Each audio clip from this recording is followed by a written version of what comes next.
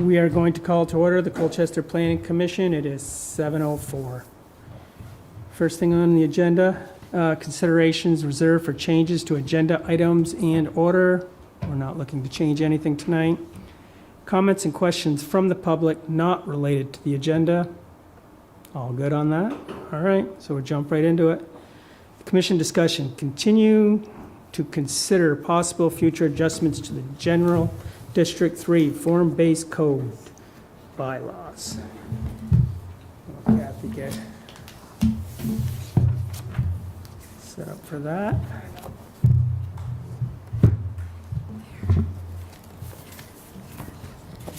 right. So, this is a continuation of our conversation from the last two meetings. Just make that a little bigger. You guys see that okay? How about you guys back there? All right, so there are a few changes since the last meeting, but not too much. Mostly I just wanted to circle back because we said three of us last time, and we had a good discussion, but we tried not to make any sort of very clear directions because we knew we wanted a full board as we were going through these items. So, but you did give clear direction on a few things. So we'll go through that and we'll talk about which things did get changed. Sorry, I came up without any glasses, so let's see if we can make it through these. All right, residential garage setbacks. I don't even think we talked about this one last time because I don't think we had made any changes. So there are no changes that are reflected in this set from the last two meetings. So there was some homework here for staff to work on. We did talk about it at length back in May, July, June, the other month. So nothing has changed here. We just didn't get to this one yet. So we can continue to talk about it. We can come back. You tell me what you'd like to do with this one. I don't think Rebecca's had a chance to weigh in on this one, so maybe it'd be good to have a chat about it. Sure. Right? Yeah. So I'll catch you guys up a little bit on what we talked about.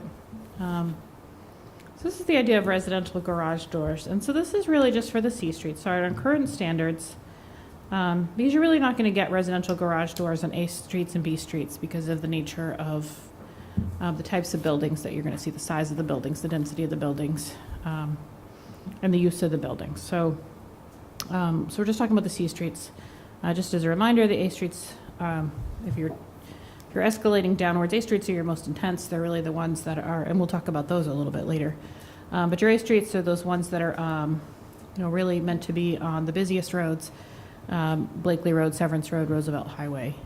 Your B streets are the next busiest. Those are the ones that, the buildings that you see out there in Sunderland, for example, are entirely on B streets with a C street shared for one of the corners, two of the corners for those, but they do front on a B street with a side on a C street. But no buildings yet built that are predominantly or only on a C street. So residential garage doors on a C street, the current standard, as you see here, says that that garage door has to be set back 8 feet beyond the principal plane of the building and cannot exceed 10 feet in width when the door faces the street. So I think there's probably some very admirable goals that were included there in having this standard, so that you don't have garage doors that are the dominant feature in what is intended to be an urban environment, and consuming all that facade space, which hopefully will be pedestrian scaled, pedestrian oriented, pedestrian friendly, and not really car focused, even if car friendly. And then again, dimensional relief, we talk about this a lot when we talk about form-based codes, when you talk about a facade and in design.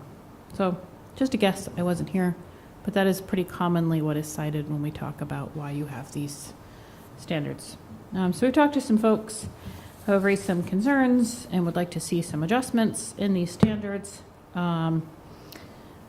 Predominantly that there's some internal design challenges when you have this sort of setback in the box of the building that is as it exists.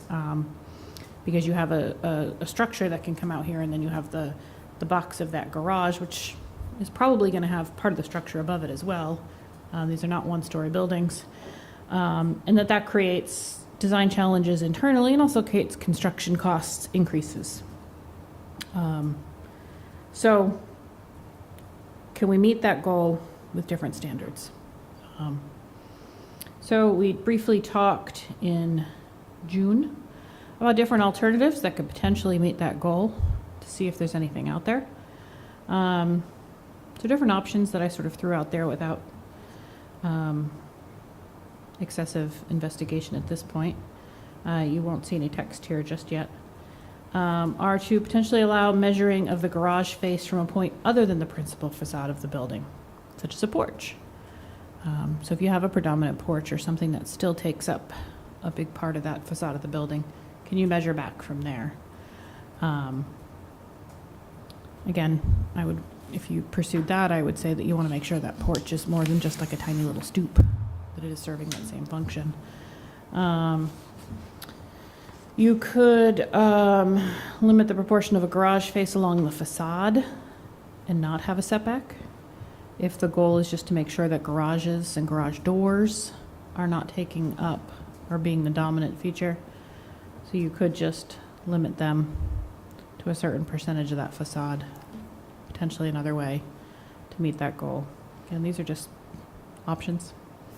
Another option is choose a step back that is less than 8 feet, some number, more than 0, less than 8. So at the June meeting, we kind of talked about it quite a bit, I think.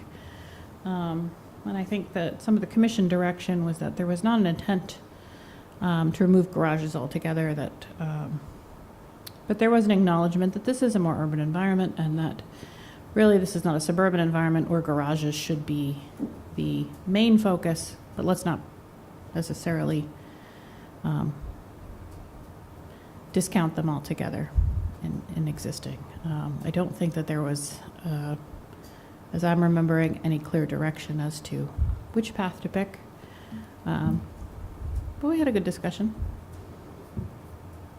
Does that sound like a fair summary of where we were? Anybody want to weigh in who was here? Thoughts? Yeah. I think we did decide that we could come forward. The question was how to come forward, how far, and where we look like, right? And you were talking about the general face of the whole building. Mm-hmm. And We did look at pictures. I'll see if I can pull Yeah. those up while you speak. yeah, so we were thinking Oh, I about can't. how to make it uniform but not garage doors. That's the first thing we saw. So it's realistic, I think. Yeah, I'm probably the only one that will disagree. Yeah. I understand we don't want a bank of garage doors. I know that's not what we want. I like the idea of having a percentage, but I don't like determining where that garage is going to be, in or out or wherever. There's good designs that have the garage doors forward, and they have a porch, and they have a second story over the garage, and it looks like a nice little house. I don't have an issue with that. So bringing it forward or backwards, I don't think it's going to harm it. I think what's going to harm it is if all you see is a bank of garage doors and a second story over it and a tiny little door to get in. That's not what we want. So I like this idea where you say, maybe 40% or something, so the majority of the house that you enter is not the garage. I like that. Yeah. I like the idea of the porch. But I don't know that we can, I like porches. I think everybody should have a porch, but I don't know whether we should dictate that you have to have a porch. Some designs might be more fitting where you have a pronounced entry where maybe it's covered by a story above or overhang, so you have a protected entrance, but I don't know that a porch would be required for all settings. Does that make sense? Yeah. Yes, I'm hearing you, and Zach is, That would I'm be nodding, giving- but Zach's taking notes. That would, we have to give options. Because in form-based zoning, we're pretty much saying this is new C, this is the buildings we want built there. And this is the general idea of what we want them to look like. Right, and we're kind of doing that with heights. You know? I mean, I don't think you want to see the garage sticking out, 10, 12 feet. I think we can kind of determine that it can't Yeah. come out too far. So we talked about Yeah, that's the bank of garages. examples like this, where the garage is actually even, I don't know, there's a weird little jut up there, it's kind of weird. For all intents and purposes, you could call it flat. Not setback, not pronounced. I think that the commission looked at this at that time and universally did not like it. No, I agree. And that's the bank of garage doors that I don't think are appropriate. I mean, that's three garages. The trend is not to Well, do three. Interestingly enough, these don't all serve that building. I was going to ask. if they One of don't. them serves their condos above, Ah, or two of them serves there and one's across the street, something like that. One goes, yeah, they don't all serve that building. Not that that matters, we're just talking about design, but yeah. These are not three doors that serve this. I know, but looking at the building. Yeah. Yeah, It's a bank of garage doors. because like the very one next to it has a tiny one car that Yeah. is set back. So actually, we talked about this too. So we talked about, does it make, if this was not set back, is the aesthetic better or worse? And I think it was an interesting conversation because my recollection is that folks said, aesthetically, it's not any worse. However, there's less room to park a car. So the design, Right. if you were to have brought that garage up, makes the house easier to build because it's more square, right? But they would have lost a place to park a car. So there's a lot going on. But I think people sort of agreed that, please correct me if I'm misspeaking for you, that if that garage had been here, people wouldn't have found that offensive in any way or been bothered by it. Would that- not have or would have? Would not have been bothered by it. I would have been, because you couldn't park another car, right? From a design perspective, let's just Yeah. assume that the parking was, does that sound You had more of a driveway between the accurate? sidewalk and the house. Yeah. So that you could park a car. But purely from the design perspective, I think folks had said the design, like the setback of the garage from a design perspective didn't make a difference. It was more of the practicality of being able to fit a vehicle. I also wondered about, I think I was reading that there might be you can have a door from the garage into the house. Is that, what, I think we heard from somebody that when you're designing the building, it makes it difficult to do that because there's not as much room architecturally. to have, If you're- like just an entry door to go into the home from? I think that's what we garage? heard from someone who was here. Hmm. Because the house, there's less house. And so the garage has limited house to access. I don't know that it's necessarily impossible. I mean, obviously, not that I can snoop into their garage, but I'm gonna guess that they have a door Going into the house. going into the house. Just a guess. I don't know anyone who lives over here. I've never been in these units, but So I've been driving around Williston there, and I think we should go on a field trip there, because there's not one architectural design or feature that isn't somewhere in that Williston. There's a And lot we could going just on. look at a lot of different features.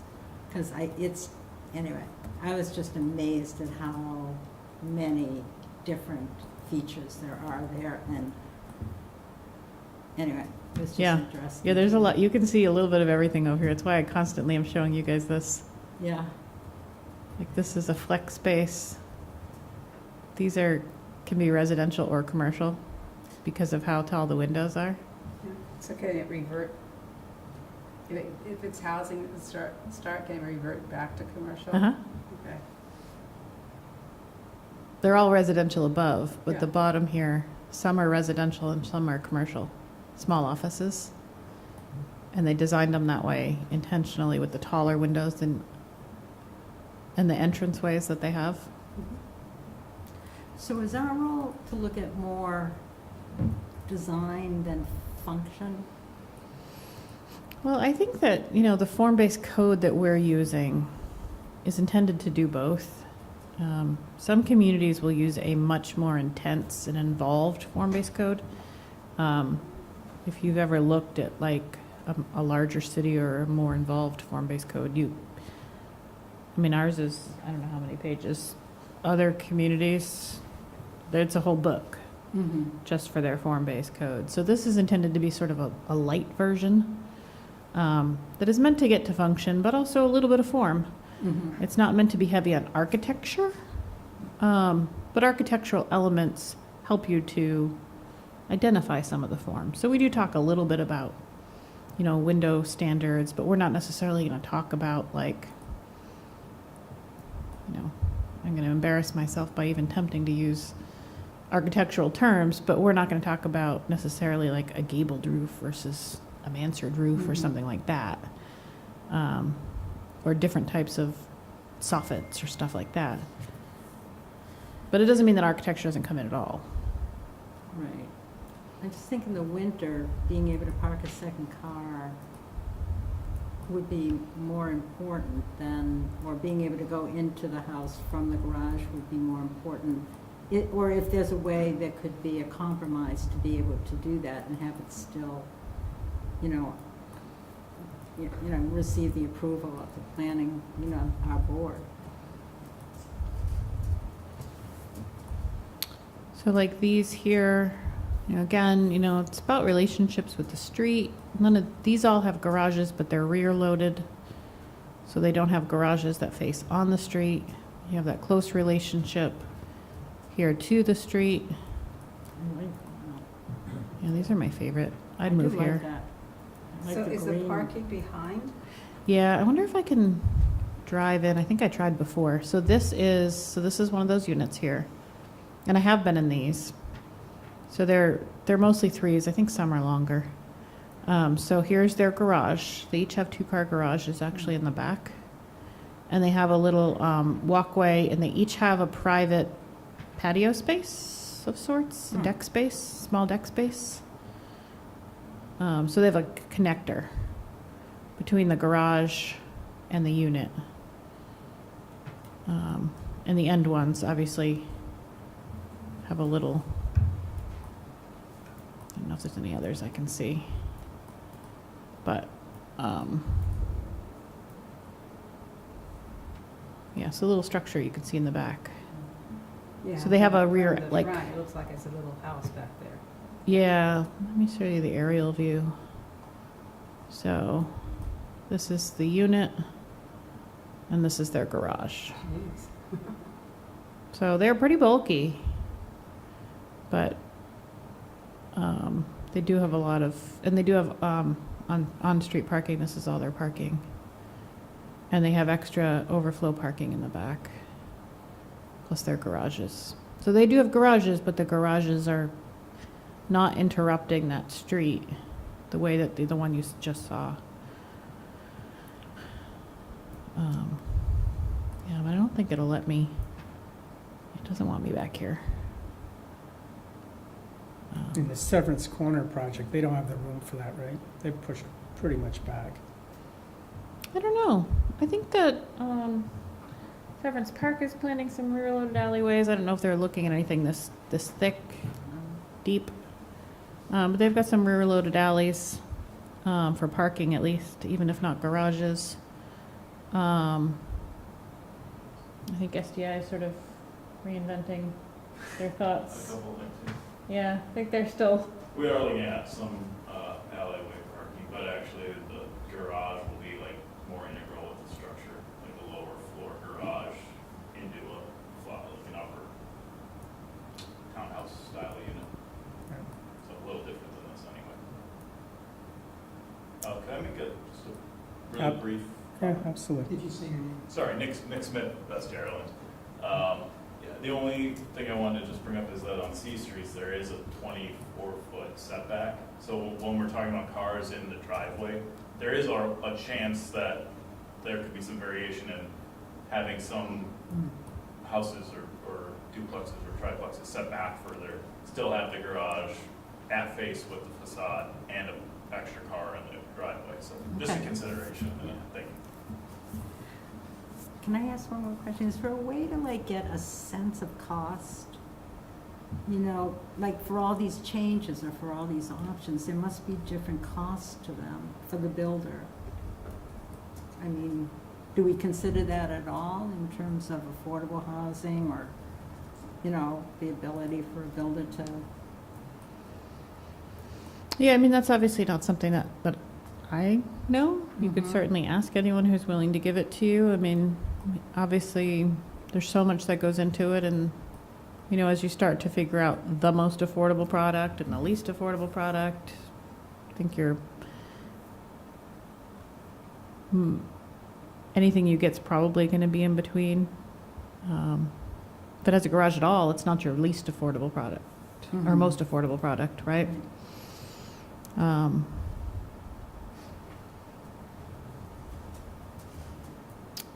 We haven't talked about it, but we could consider variable garage setback from 0 to 8 or something like that to, that one's pretty flush. That's actually popped out, isn't it? You know, so some people think these are beautiful. Some people Well, if think, you boy, that's a whole lot of Yeah. garage. You take the double garage unit, off, I mean, you definitely have a garage with a defined entry and the portion, I'm taking off the two in the end, I'm just looking at I'm just looking at that one. Mm-hmm. That in proportion to where the front door is, it looks like it's 50-50, 50 garage and 50 the house. I don't understand quite where the other door is. You see that there's probably a door on the other side where we have the little Palladian window. The entries on the. Yeah, I think there might be All a- the way to the sides. and then Right to the center. sides. Yeah. Your garage is on one side and Yeah. entries on the other. And That this one's isn't the a best little example, because those are pretty high-end and low density. I think, I'm trying to find something comparable to a picture that Paul had showed us last time, like more urban with the garage underneath. Oh, you know what's a good, what is the name of that road? I'm just gonna drive there because I don't remember the name of the road. Bear with me. You guys keep talking. Doesn't want to let go. Oh.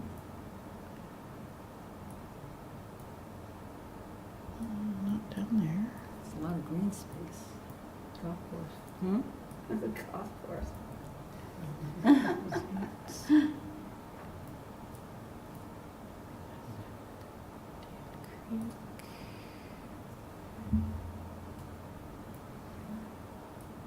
There we go.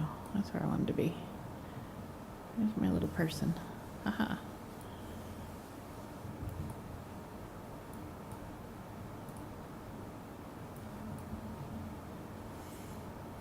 Is that what you sort of mean by above? No, sorry. Not at all. Sorry. I was like, above. Please I can don't picture use that above. as an example, we have a different idea in mind. Okay. I was just trying to find something that was townhousey with a above. Can I make, speak? Yep, just please, Yep. Yep, state your, My name's Matt Zamorano, and I'm co-owner of Opus Corporation. And I have an interest in the Severance Park, not an intellectual interest, an economic interest in the Severance Park development. Couple things, if you look at that picture right there, when you're talking about the 40%, there's a suggestion like maybe the garages are only 40% of the facade or whatever. That's a lot more than 40% right there, because that's a duplex. So, so something to consider, just sort of some standard sizes, some like numbers. A single car garage, 10 by 10, is kind of really 9 foot wide is a standard size for a single car garage. So if that's only 40%, then, what's that? So the width of the home would be about 20 feet. To get a 2-car garage, you would need like a minimum of 14 to 16 feet, and that's kind of pulling in into the side, pulling into the side, and then you're talking 34, 36 foot wide home if that garage can only be 40% of the front facade. And that may or may not be relevant in a single family home or even a duplex, but when you talk about a triplex and the middle unit, it becomes very limiting for the middle unit in terms of how, sort of dimensional standards. And then the building becomes really wide to make sure that the garages are only 40%.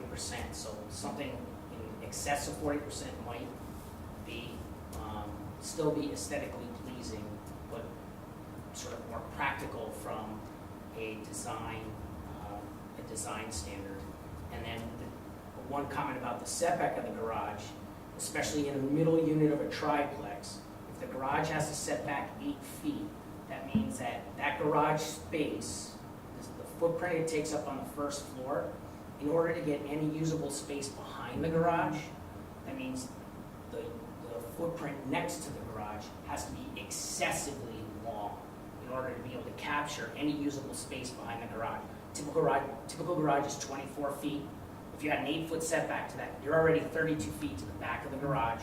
And to make any usable space behind that for entryway, mudroom, powder room, you need another 8 to 10 feet. So now you're talking about a 40-foot long box. So if you can bring that forward, it helps reduce the depth of the building. You get these very long structures. So, 2 cents. yeah, thank you. Thank you. So I'd offer that one way you can address the concern with the width, if you want to continue to favor garages here in your urban growth center, is that you reward building height, so in a case like this, and even something that doesn't look exactly like this, one, if this was just this, like you're not seeing the rest of the height of this building, that garage is really dominant. But when you essentially have almost what feels like 3 layers, almost 4 with this extra little peak up here, that one garage doesn't it feels like 25% almost of this here. So you're rewarding that extra height of that building, which is very different than if it didn't have the rest of that.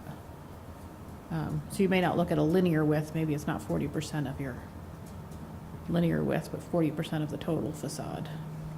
And it's a number, it's 40%, it's just a starting point for a number. Maybe it's a different number.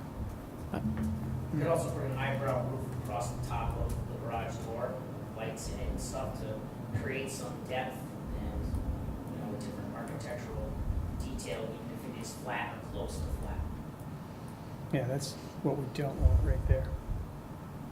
And the other thing we've talked about is that we do want to remember that this is the growth center, and we do want to incentivize height. You don't want, garages are not, I think the one I just showed you in Williston with that wider one is probably not the type of development that you want to see there anyway, whether you like it or not, whether you think it's pretty or not. It's fairly low density, considering that was 2 units maybe on pretty fair sized parcel. They weren't very tall, it was kind of sprawling. it took up a lot of space.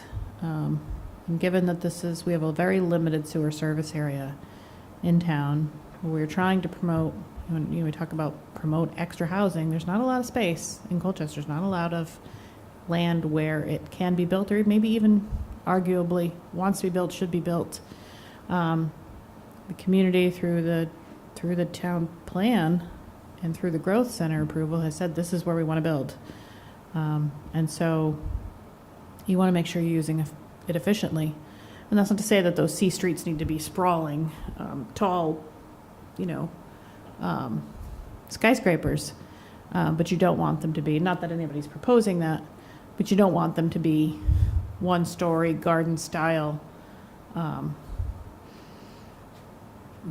townhomes with C streets. large garages, even on C streets. Is restricted to one? No. C streets it must be two? Can be one? 1.5 bedroom, 3 baths. Really? Huh. Yeah. I didn't know that. I thought it was two. No, Well, it's in your power if you don't like it. Yeah. You could change it to two. Huh. What 1.5 would basically give you kind of an attic floor with dormers, right? That's what we're talking about. Bonus room, Yeah, sort of. pretty low considering. Yeah, I'm surprised too. Yeah. Isn't it? I wasn't even part of it.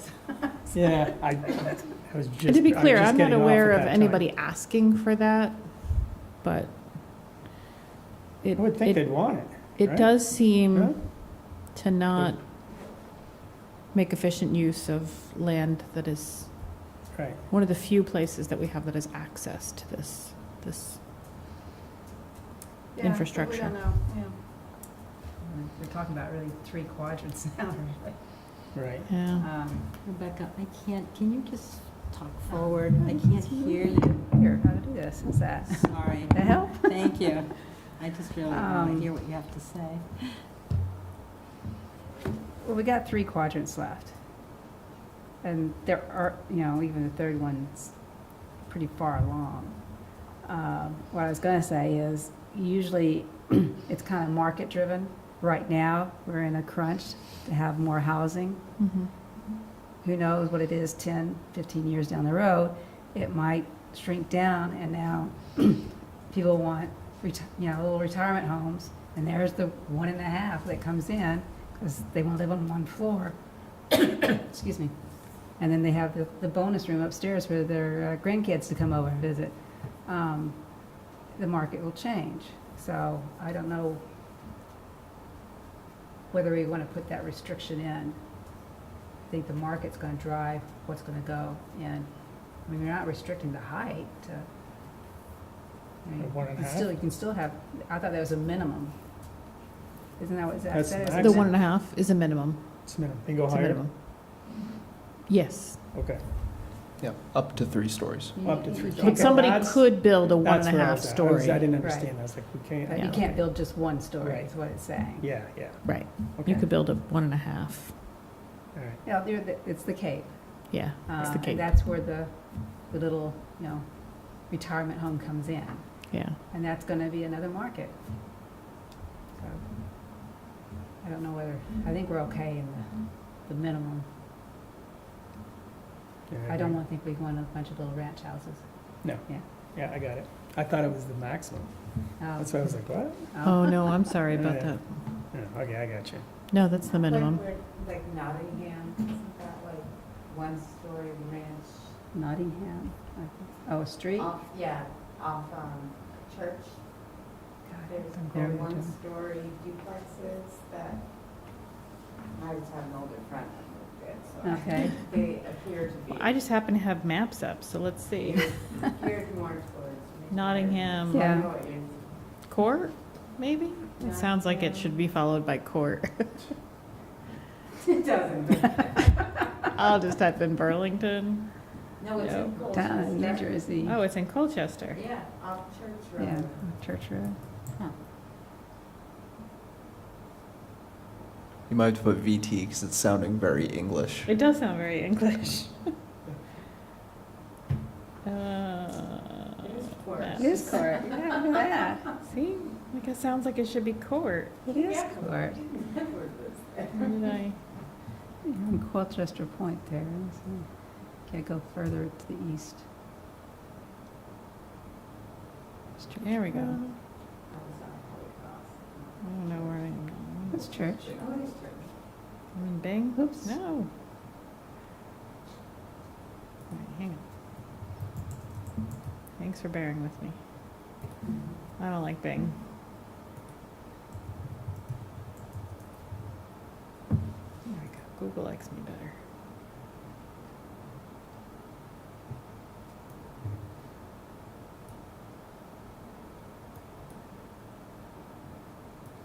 This is what you mean? Yep, see, they're duplexes, but they're all one story. Yeah, I'd say those are 1.5. But it's not really a 1.5 stories, because there's not enough room to have Yeah, 1 story. a story above that first floor. That's definitely, I would call that just 1 story. Yeah.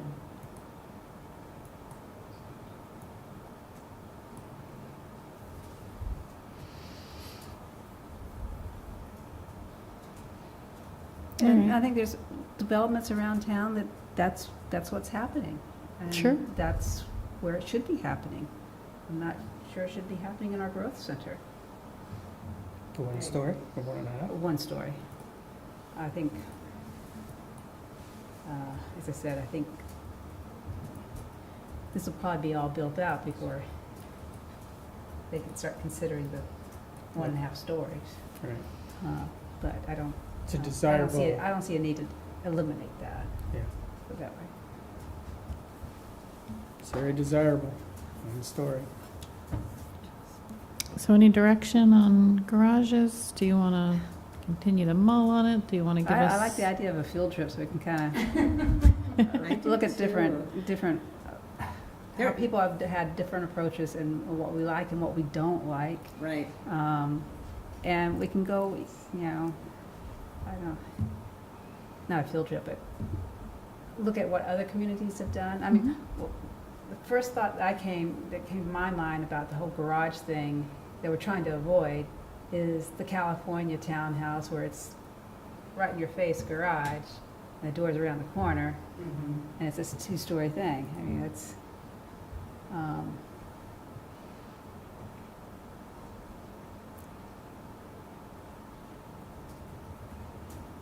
but I've also seen some very nice ones where, you have the garage and you have what looks like the main house next to it. It goes over the garage, but the garage is Flush. first in the plane.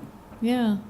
But because what's next to it, which reads as most of the building, has the entrance, it's very pronounced, it works well. So how do we put that into text? I don't know, that's your job. Well, you're the architect. Well, as I'm trying to be very careful, I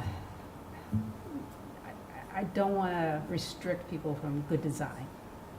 We're Yeah. trying to restrict to say bad design, but Yeah. that's also very subjective.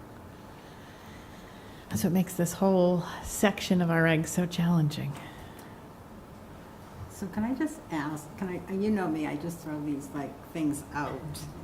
Because I feel, again, like I think I've said before, I just feel like I have no background information on this. I have no at all. And I feel like I'm making these very important decisions about something that I don't feel kind of competent to make that kind of a decision. And so I'm just wondering if the League of City and Towns, or if there's some funding to get an architect, designer that can look at the big picture, where we could talk about how we want people to live, or how that space we want it to be used, and how it, how we might like it to look, and then have a better kind of understanding of how it goes. Because just looking at a garage, I mean, I'm trying to think of what's the big picture that we want in the end, and it's very difficult for me to kind of make decisions without knowing how it's going to function, how people are going to live there. I mean,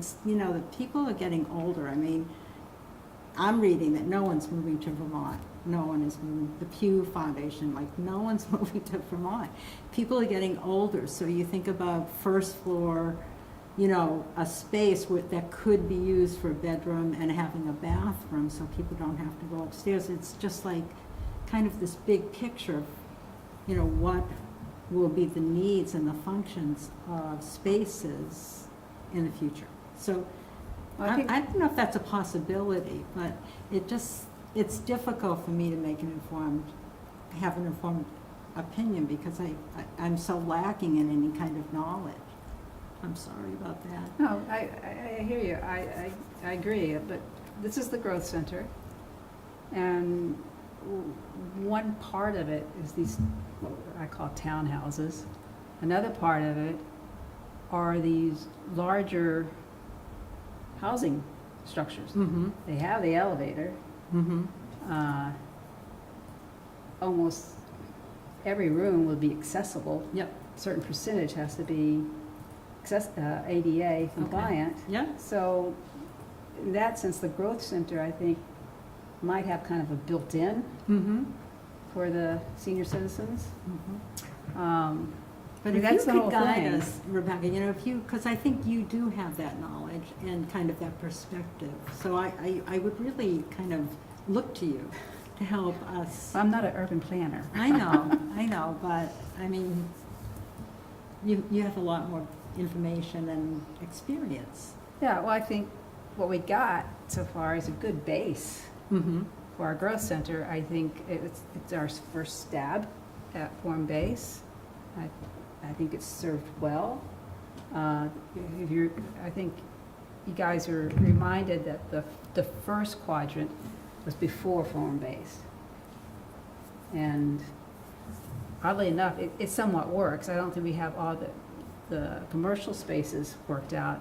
When it was very first built, I think there was a toy store, there was a daycare in there, and of course the restaurant was there. And it was kind of exciting that, okay, this is all going to fill up with things that the community wants. Well, then one by one, those places disappeared. And it's offices now. You know, I think it's, I don't know. There's two daycares. There's We did end up still with two daycares there. daycares. That's good, they Yeah. came back. A hair salon.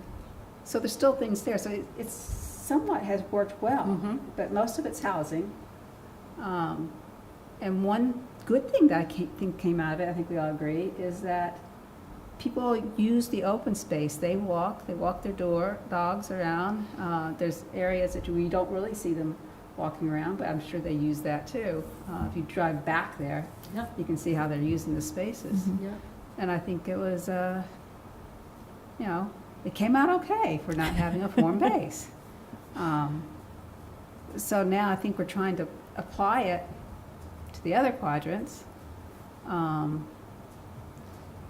And because of the restrictions, it's coming out a little differently than I think we had envisioned. I think the planning was a good idea, because what I read into the growth center was typically you have the taller mixed-use commercial buildings along the big streets. I think more of a city. Think of Mhm. Winooski, think of Burlington. That's what you usually get for a growth center. And then behind it, you get the smaller businesses, the housing, and the buildings get smaller. So that you kind of have this growth center and it kind of spreads out. And then it gets rural, which works for Colchester. What I don't think works for Colchester is having the big buildings along our A streets, which is Severance, Blakely, and Route 7. I don't think we want to kind of a canyon Mm-hmm. for that part of our town. So I don't know that the way it's written right now is going to work. I think some of the discussions I've read about, missed the past 2 meetings, having it further away helps, because that's kind of what the first quadrant did. I think you said that the restaurant building, the one that's closest to Blakely Road, Mhm. it's like 45 feet setback? Or is it closer? Yeah, I think that one was about 45. I think the dentist was like 35. Or do I have them backwards? From the right of way, it's like 30-something feet. Do I have them So- backwards? Is the Yeah, The restaurant's closer than the dentist? Oh, no, the dentist was closer. Or the- Uh, One of them's 35, one of them's 45. yeah. But the dentist is a shorter building too. Yeah. Yes. But I think that helps with, you know, what's happening in Colchester, is that those buildings are further back, you have more of a pedestrian, park-like feel to it than you do an urban feel, because we're not urban. Mhm. Our urban center was Winooski. We lost that. So, are you saying that the 8th Street should not be the ones that have? No, I'm just saying, we can still have those buildings. I just think they can be further Restaurant's set closer. back than what we have. yeah, 0 to It can be 18. basically right there on the road. Mhm. And I don't think that's what we want. I was surprised at that. Yeah, we were talking about setbacks of 50. And I think the excitement you were talking about, the commercial units, I saw that happen in Milton, because we used to do business up there by their police center. All these commercial places opened up, but nobody lived there. So we did 2 restaurants there that just died right off, because they were just nobody there, and nobody really thought about it. Same thing happened here, I think, is the commercial space, which is what we wanted, opened up. We didn't have the population to drive it. Now we definitely have the population. Now we have people driving by that look over and say, wow, there's stuff going on right there. And they pull in. I think that's exactly what we want for the new place, which is part of the Yeah, we show. want to draw them in. Right. And having a wall of buildings isn't going to really draw them in. So I think it's a good opportunity to kind of look at it. I mean, right now, I know what's going on at Seven's Corners. On the 3rd quadrant, Mhm. is really back off the road. There's nothing really against the road. Yeah, I is think that's there? sort of necessitated by the Yeah. topography and the Topography, natural right. resources. So we're really just talking about where are we at for the 2nd quadrant? And Rich mentioned to me that 4th quadrant may not happen because of that land. Yeah. Might be undoable. So here we are. What do we want this 1 quadrant to look like? Well, I mean, I'm big on function. I'm really big on function. I mean, and I am very aesthetic. You know, I like looking at things that look like they belong, and there's something uniform about them, or there's a flow of the architecture. But I think function is, I'm wondering, is there a way we can make them very functional, affordable, and look nice? I just wonder if you can have that combination. You can, just don't know if you can dictate it, because you can, no matter how you write something, Uh-huh. you're going to get something you never thought somebody would come up with. Okay, that's good to know. Yeah, that's where you have to really be careful. I think to your question, Sarita, I think part of my job is to know, I ask you guys a lot of questions in hopes that if I ask the right questions, that allows you as the commission, as the residents of Colchester, as the representatives, to give the feedback that you want in the regulations, and so that it is, at the end of the day, your code, your vision. And so then it becomes my job to ask you the questions to get there, to get it reflected. And it is challenging when we're dealing with a code. It's a form-based code is the hardest thing to write, because you can't really dictate, as Rebecca has said. It's really hard to dictate good style. And you don't want to try to over-dictate, because that's not going to get you anywhere. But if you don't do enough, you could really fall flat on your face too. It is definitely one of the hardest things to talk about, to envision. So we look at a lot of pictures, and we talk a lot about what works, what doesn't work, what do we like, what do we not like. If you did have this or didn't have this, I do that visual exercise all the time. I'll look at a building and be like, okay, if it didn't have the porches, would it still work? If it had this, would it still work? We require, we're going to talk about bump outs later. If it didn't have that relief, would it still work? If it didn't have the doors, would it still work? If it did have doors, would it be better? I've looked at buildings a lot of times and be like, if only this had a door in the front, it would make the building so much better. And not, and even just driving around in Severance Corners here, like I'm looking at this one and there's a whole lot that I like about this building. And then, I get across here and you start to do the exercise yourself and you're like, okay, what would have made this a little bit different and how do we put that into a code? What stands out?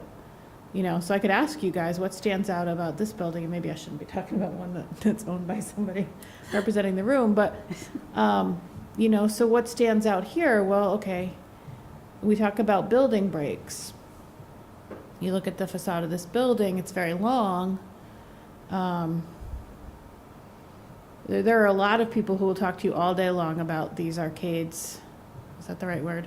Yeah, that's a good one. Colonnades? Colonnade, covered walkway. Covered walkways, who love them or hate them, and have very strong feelings about them and what they do to a building. I think Zach was telling me about a whole conversation about a building in Essex. Is that part of the conversation? Did that come up? Maybe I just talk about it because I have strong feelings about that building out there. Yeah, we've talked about the one on Route 15. It's On newer. Route 15, yeah. Yeah, that has a similar massing. Go across the street again, what did you like in the other one? But the exercise, yeah, I'll go over there. But the exercise is you look at a building like it's like, okay, what is there one element that would make this worse, better?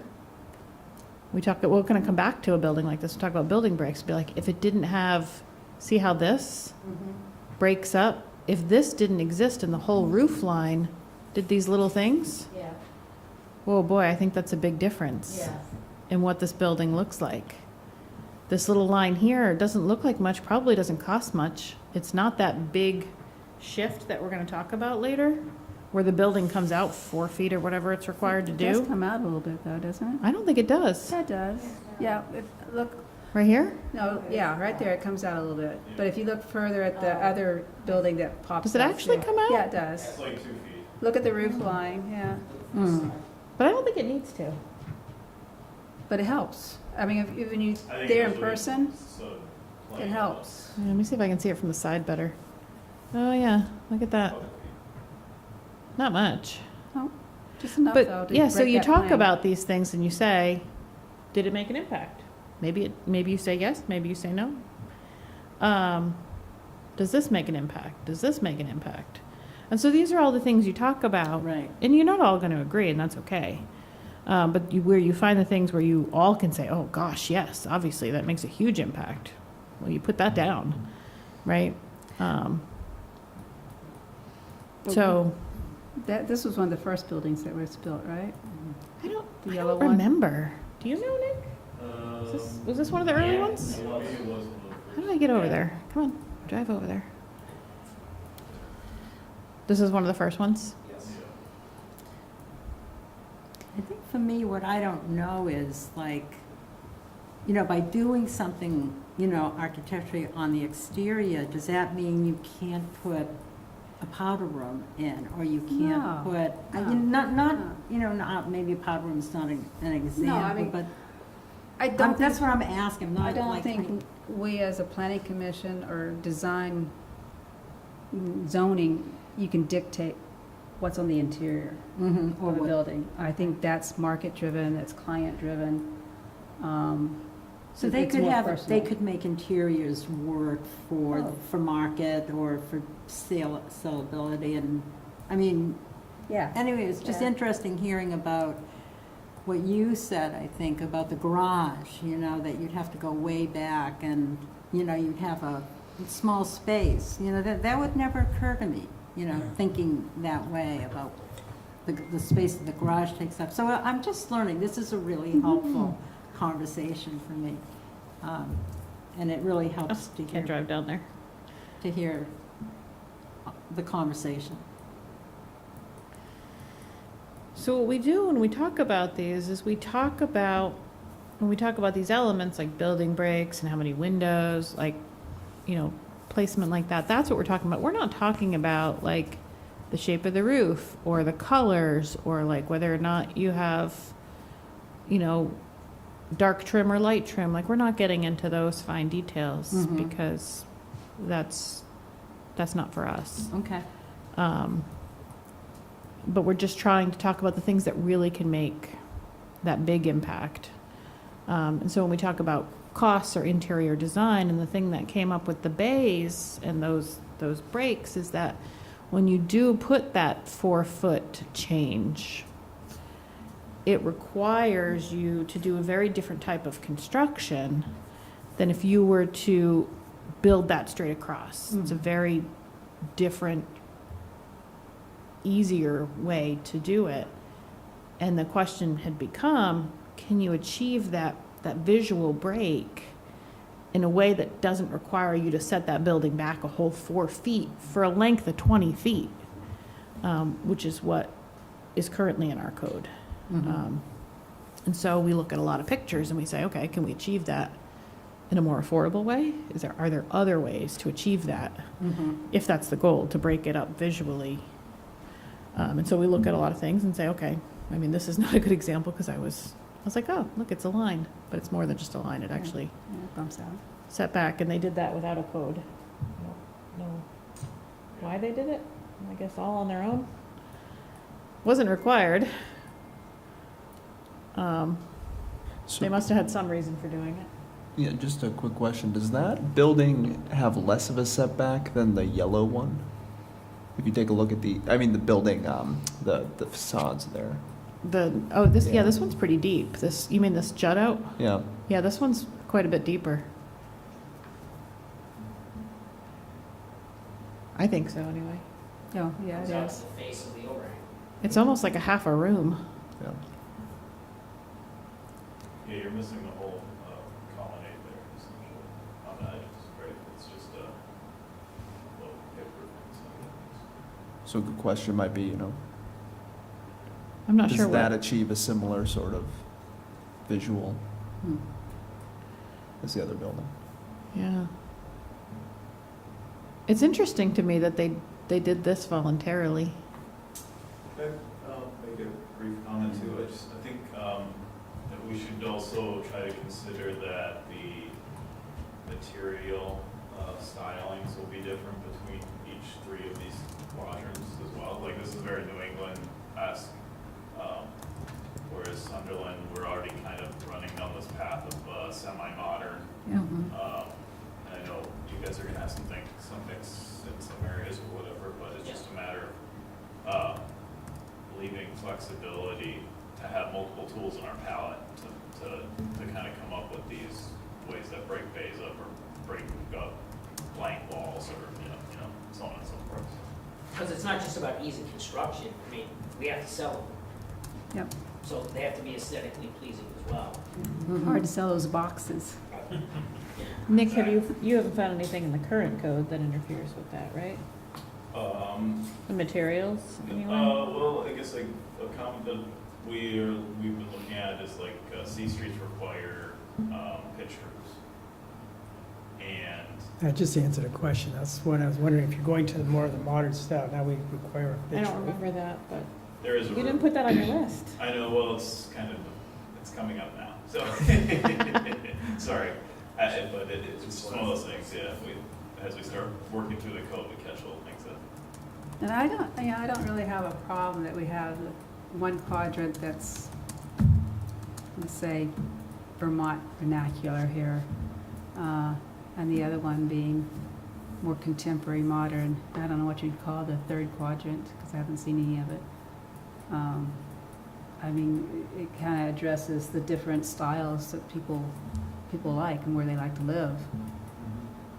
What would you think about, though, the flexibility of C Street not having to put on the pitch roof?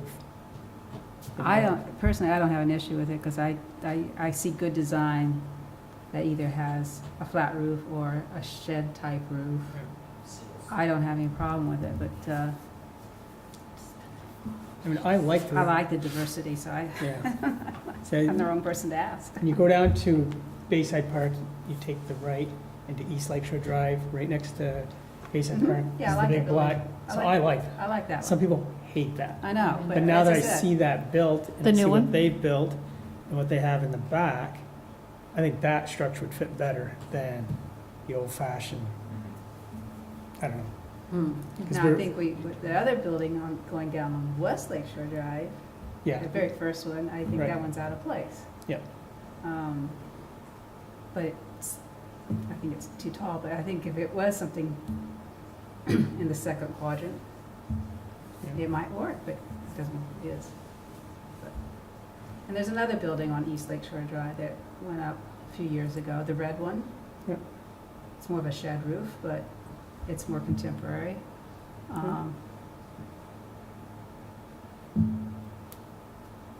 So you think the mix kind of different quadrants make some more interesting? Well, right or- now it is, Yeah. that's the direction it's gone. Yeah. Without, Yeah.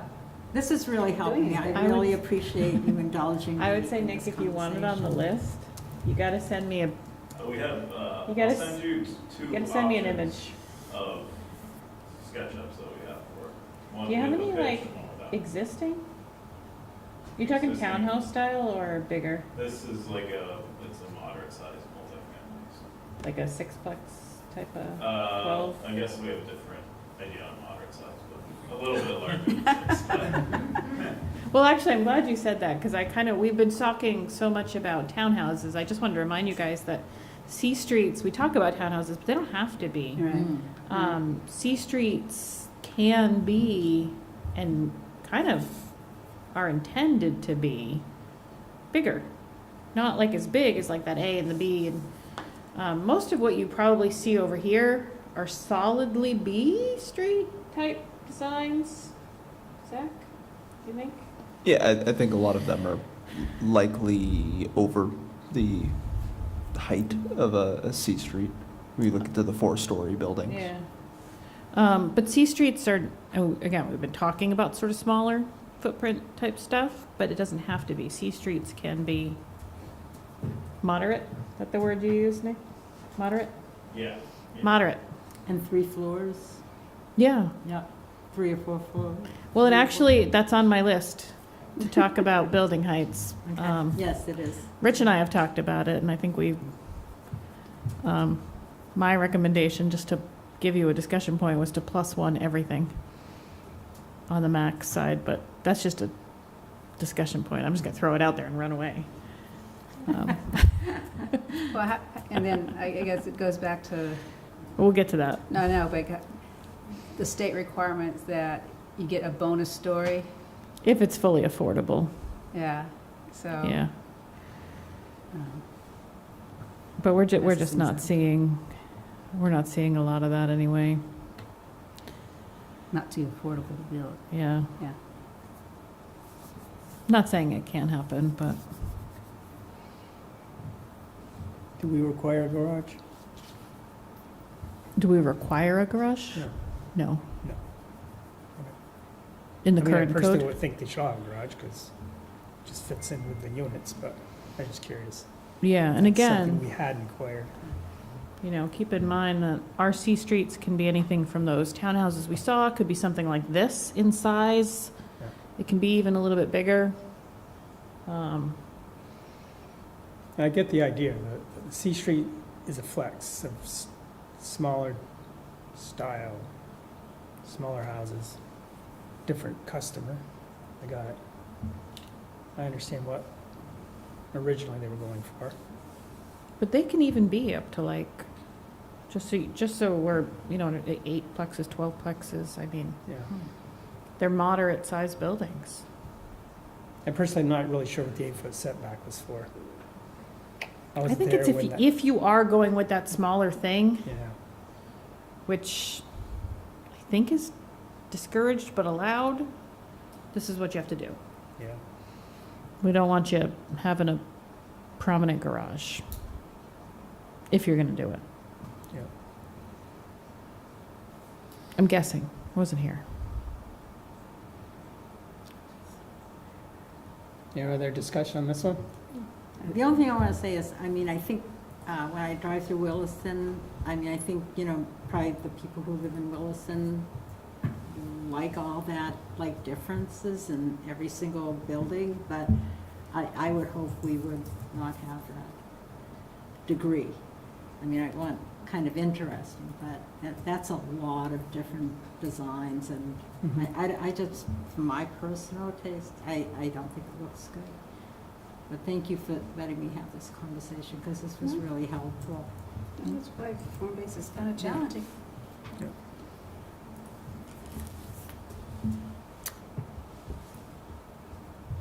So we didn't come up with an answer where, other than we know we wouldn't mind moving it.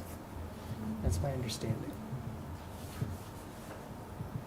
Can I make a brief observation too? I think Yep. last meeting was very productive because there was a lot of, I know maybe it'll make Kathy unhappy to hear it, but like already there was code written Yeah. essentially to review, and it was good. It facilitated a really clear discussion, and I think it was, the board was really decisive on, we don't like this, we like this, we gotta change this and this, but when you don't have anywhere to start from, just, we kind of run in circles, it seems to run in circles at Yeah. times, so. This is the very beginning of the garage thing, I'm telling you, right? Even the C Street thing. We looked at it, but now we got, I think all of us here have a little bit more of understanding of what we like and don't like. Mm-hmm. We all agree that the garage thing could be pulled forward. We're all nodding our heads on that. We just don't know how much forward and what do we do about the facade across the front? Where do we make a breaking point? Is that correct word? Breaking? I think so. Yeah? I don't know. I'll Yeah. bring you something. You could Yeah. hate it, but I'll bring you something. Yeah. Next meeting. Yeah. Well, it gives you a little bit of a start. I think so. I think we're pretty much got the idea. There's a lot of options, there's no doubt. And everybody hates the garage, except when it's raining, or when there's a snowstorm. Yeah, Right. that's right. Right, no, that's. Garages are important. No, Yeah, very. We don't have a train station close by. right, Yeah. right. I mean, that's the functional piece for me. I mean, especially in winter, you know, a place that has a winter, it's tough without a garage. You walk outside and get into the subway, different.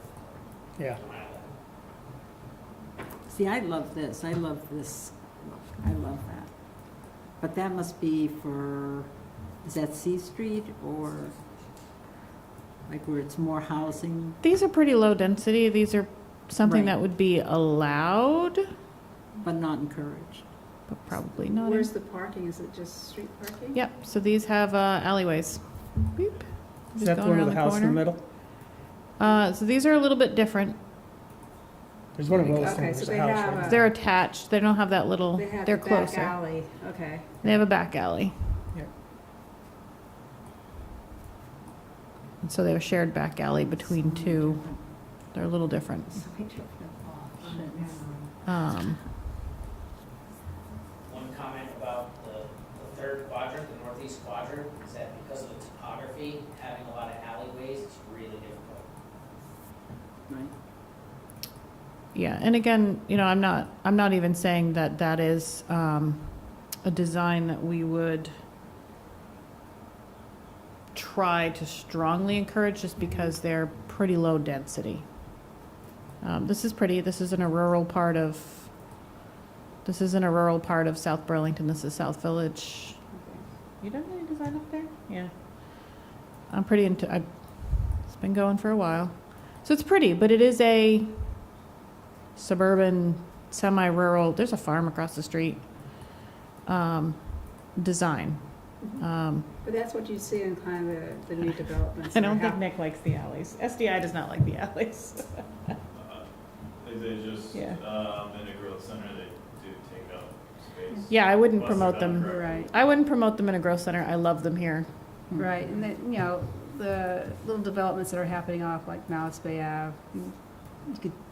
I actually didn't come over here to show you those. I was trying to See see the those. bigger buildings. I was trying to see The if they big were buildings? moderate. Yeah, They're those- kind of big though. They're still New England style.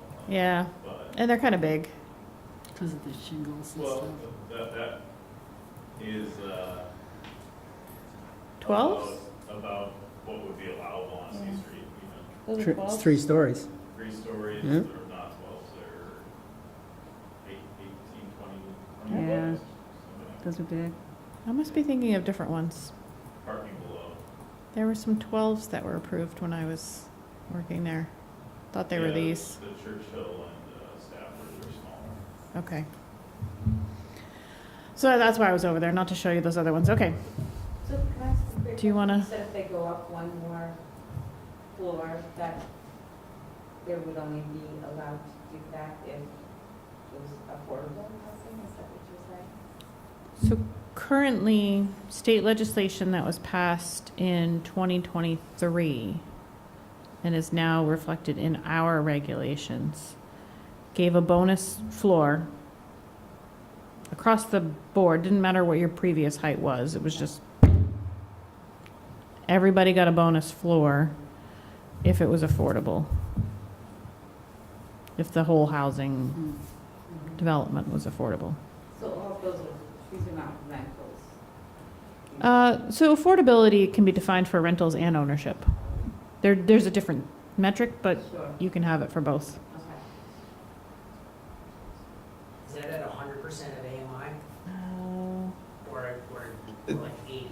Definition is like 3 paragraphs long, so unfortunately I can't easily clarify for you. So there's no reference to AMI? I believe there is. Oh, okay. Yeah, I can look it up later. yeah, and it's probably the county income and. It was in S100, but we've put it into our regs. Yeah, it spans multiple pages, so I'd, So it's clear and concise. very, and there's choices. So, Yeah. yeah, I'd recommend maybe taking a look at that, but. Yeah. But it's a floor whether you are limited to 1 or whether you already have 12. So if 12 is your limit, now you get 13. It wasn't really proportional in any way. Okay, shall we, Yep, next. Come back. okay. Garages, okay, A Street placements. Okay, so I made some brief changes here. So if you recall, perhaps there was something that I had put in a first draft where I said, this doesn't apply at the intersection. And you're like, that's not necessary, take that out. I think I heard that across the board, so I took that out. So that's not in there anymore. Let's see. So again, we talked about, I think there was overall support of saying that we don't need these buildings to be 0 to 18 feet. This was actually a pretty easy conversation. A lot of consensus, but I'll catch Rebecca and Sarita up. So again, 0 to 18 feet is the current setback. These are just for A streets. These are highly trafficked roads, busy roads.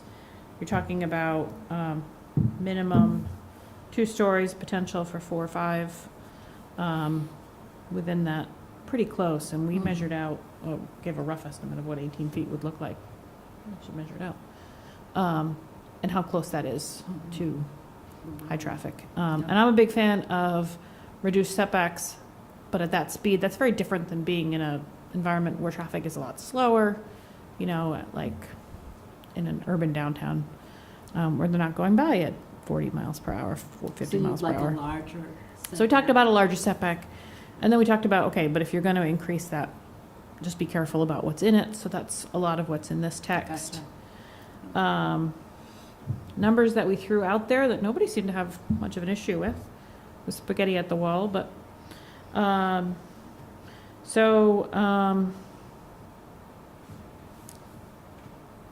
changing the first number to look at was to say, instead of 0 to 18, 5 to 25. So not allowing that 0-foot setback anymore because that is just right on that line. So changing that to 5, which is still pretty darn close. And 25 feet as the base. And then 10 feet for additional story. That was the number. never to exceed 50 feet. And then we talked about what's in that space. You can't park in it, no access drives. Should be a civic amenity.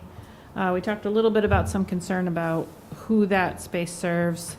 Adjacent buildings just means the one that owns it.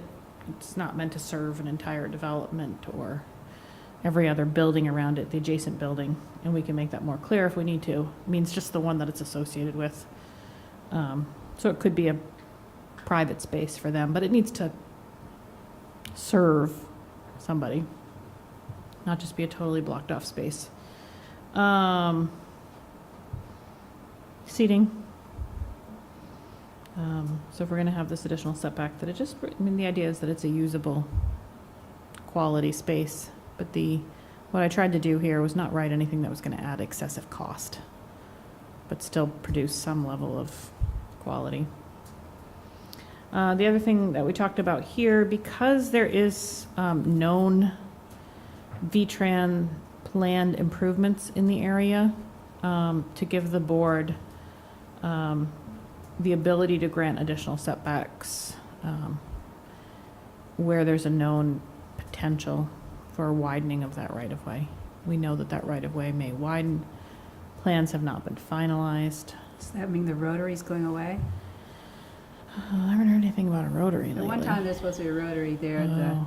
Severance Nope, that's Blakely dead. Road. Huh? That's dead. That's dead, okay. Yeah, no rotary. Okay, well, that was discussed. Oh, yeah, no, that was dead. That's dead. It's Okay. wide enough for a couple. They haven't given any of their land back. Yeah, yeah, that's right. But the last plan we saw did involve considerable widening, and that's already a wide intersection Widening Blakely Road? of the right-of-way. And Severance Road, is that Yes, all of them.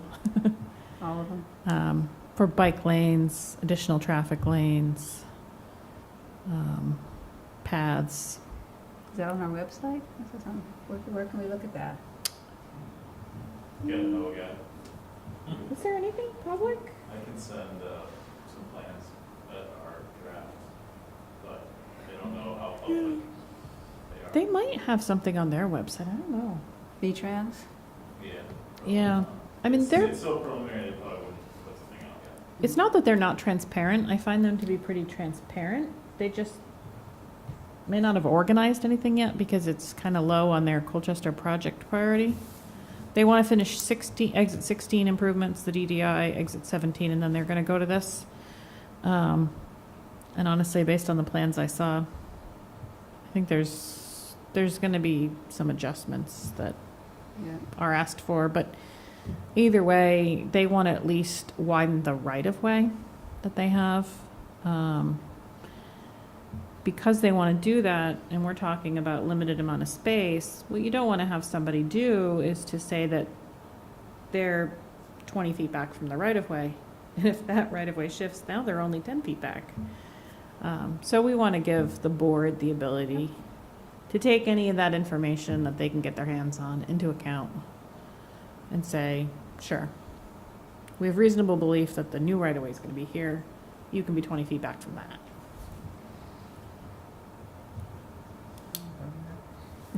No. Good. So I said a lot there. I just made a note of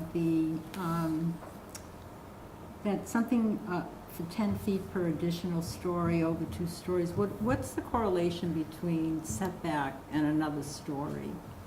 Or is there any?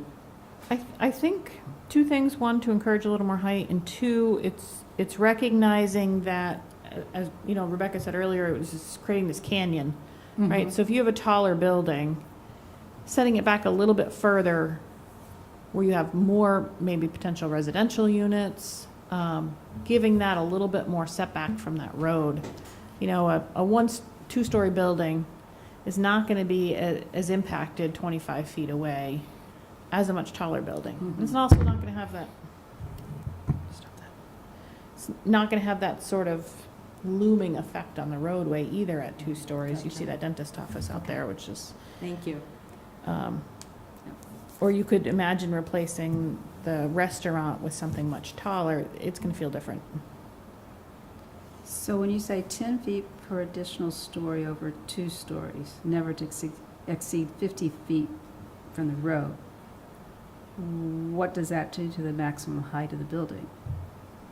You start adding 10 feet per additional story. Is there still a cap on how many stories you can? Yes, that would still apply. This is just 10 feet additional setback. I could say that. Does it? Okay.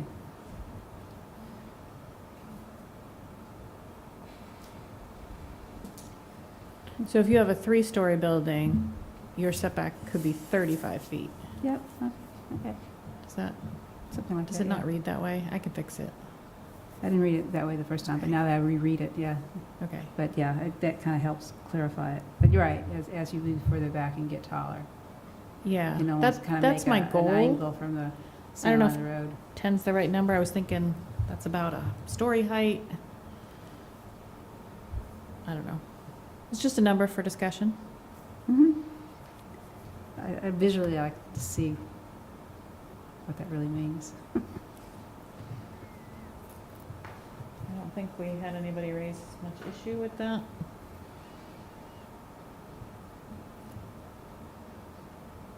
I don't think it's gonna make much of a difference for Severance Park. I don't think they're planning anything, but.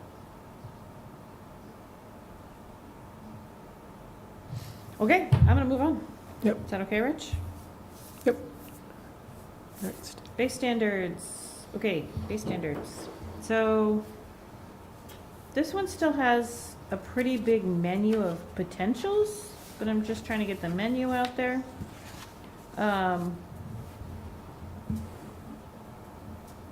I won't speak for you guys, but I can tell you the DRB is not a fan of base standards. I don't think staff's a big fan of these base standards. So trying to understand. Because- Hmm? Why? That, trying to understand that 4-foot depth change and then trying to, we've just seen some pretty good designs, especially when we're talking about like porches and patios, and they were still not good enough to meet this. So it's the 4-foot change, and then it has to be for 20 feet. And then you have to change it again. The board was really frustrated that with some designs that we saw, and I don't know, it just didn't feel like that was the only way to accomplish. It was a pretty narrow path to accomplish what I think can be accomplished in other ways. It was just very specific, I think. I think you could probably design a building under this and it would look fine. But I think that there are probably a lot of other options that didn't need to adhere to this that would also look fine.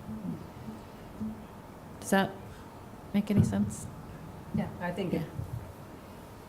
from a design point of view, yes, it's more restrictive this way, Yeah. and it kind of ties your hands. And then it's possible we were still getting that 4-foot change, but that's all we were getting in the relief, and it still wasn't accomplishing as much as we wanted it to. So I tried to include here, looking at some other codes. It's probably not a comprehensive list. There could be other things we add to it. Could be some things on here that you think don't accomplish that, and we could remove it. Some other architectural elements that are going to break up that facade, which I think is what the Bay standards were intended to do. So we talk about building break types, and this is pretty common in a lot of form-based codes, especially ones here in Vermont that I've read that are sort of, again, this form-based code light. So building breaks. So you can define a building break. Again, this is that menu.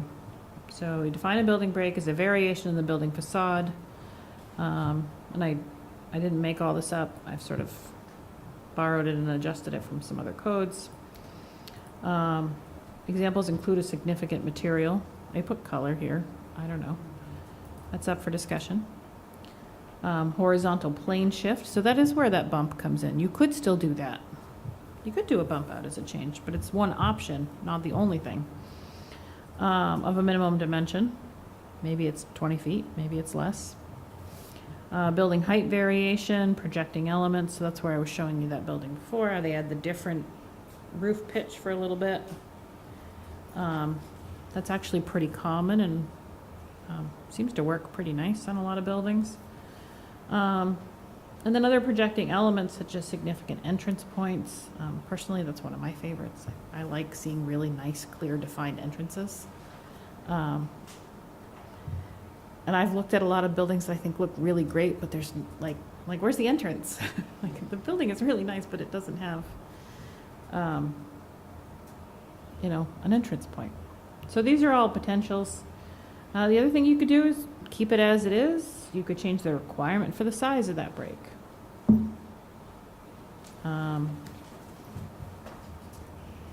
You could do option 1 there and 2. Okay, so here are the building breaks that you can have, and here's how often they have to happen. This is pretty common in a lot of codes. You have to do certain things, and you have to have them every 24 feet. That's a pretty common number that I've seen. I don't know why, 24. I don't know if that's a building thing. 24 was very common. I don't know if that's a, Like a Truck. 12-foot bay, 2 12-foot bays. Yes. okay, that's a Yeah. building thing? You can have a living room and a bedroom, you can have 2 bedrooms. Because of the 12. Living room and an office. Okay. So 24 makes sense then. So you could do that, or no span greater than 24 feet. You could remove a requirement for the depth change. I would recommend that, but keep it maybe as an option. You could, I don't know if I recommend this, have different requirements for different street types. I haven't really thought that through yet, but it's possible. A C street with a smaller building maybe doesn't have the same standards. Right now, these architectural standards apply to all streets. Okay. And then that single span requirement is sort of already listed above. No continuous span greater than X feet, 24 feet.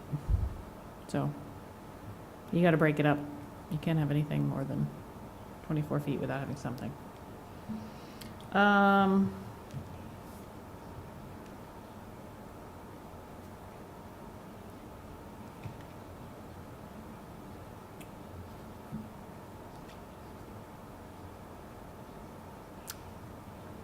Details, but wall signage is not a building break.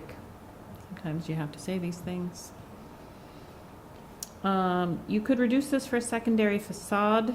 So where you have, like we talked about, a building that has a real strong prominence on one street, but it's a corner building and or it's got an alley or something, and its secondary street is less visible. Maybe it doesn't have to meet the same strict standard. Maybe it's a reduced standard. So that's got potential. That's pretty common in some codes. You have primary and secondary facades. You have other standards that are associated with them so that it's a reduced standard for that secondary facade. We don't, I think, do that here. So you could do that.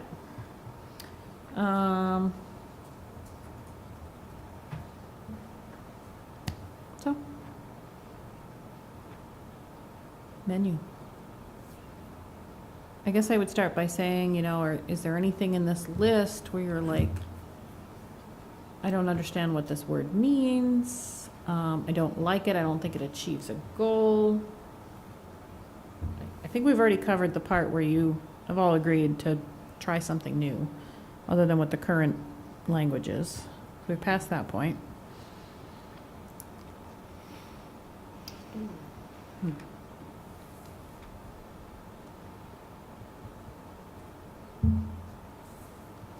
I think I'm just going to have to read it and think about it.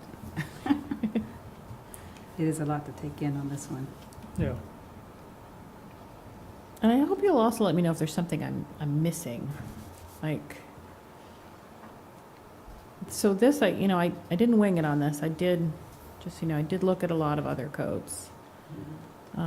similar codes, not like heavy form-based codes that are really heavy on architecture, but some lighter ones. What is D5? Implement a single span requirement. Oh, that just meant, it's the same as it's the same as this. It really didn't need to be its own thing. But you Okay. can't have a single span greater than a certain number of Okay. feet. So it's just, okay, it's just Yeah. double talk, okay. So what, explain to me again what doesn't work. So we're looking at 20 foot, now it's my turn, 20 foot. 20-foot bays, we'd like to go to 24. That would make more sense, correct? So I think we would get rid of the word bay Bay altogether. All right, So we were now talking about breaks of a horizontal facade. Okay, So that's a piece of your building that's perpendicular to the road, we got, parallel to the road. Right. Right? we got how big of a building, every building will fall under this, so we've Every got building. everywhere's from our 40 foot to our 100 foot. Yep. Okay. And so many feet will want a change A change. of something, Now, what you're gonna have to tell me is how many changes? right? So we're looking, before we get too far, we're looking at these two modern buildings. Uh-huh. Were built under this. Mhm. So their changes are pretty uniform, boom, boom, boom, all the way across. If they had more flexibility, what would have changed? Well, for one thing, we would have went to 24 feet. They obviously had to keep within 20. Right? So the board, in looking at this, had to sort of, They had issues understanding the minimum requirement for the bays at 20 feet and how to place them on the structure, because actually our jet outs, which we're using our porches for, in part, were less than the minimum in some cases. So it was hard, setting a minimum, I think, is a challenge. Because sometimes it's 6 feet and sometimes it's 24 feet, and it's just based on interiorly how the buildings fall and how we can break units up and getting a variety of units. Mhm. I think that having a maximum is totally typical and appropriate. The minimum is just challenging, because it does put you in a box kind of what you Yeah. have to do. I think the ones you're looking at do not strictly meet the current base standards. Does that- Just to clarify, I It's think, not unfair to say. I think one There of was the, some creative interpretation. well, I think there's a couple parts of it. There's some projecting facade elements within a bay, that's, a- a good discussion to have. And then there's just absolutely maxing out the 60 feet. It doesn't really, you look at one of the buildings and you're like, are there bays on that thing, Yeah. Because it's hard, unless you're looking for the bays, Yeah. it's hard to find them. They don't stand out. No, I see why the DRB hates it. They don't like gray area, and that was up to interpretation. Yeah, but if you look at them, there are a ton of other ways that we've compensated, which would be the projections and material breaks, like vertical breaks. Yeah. So there's, Yeah.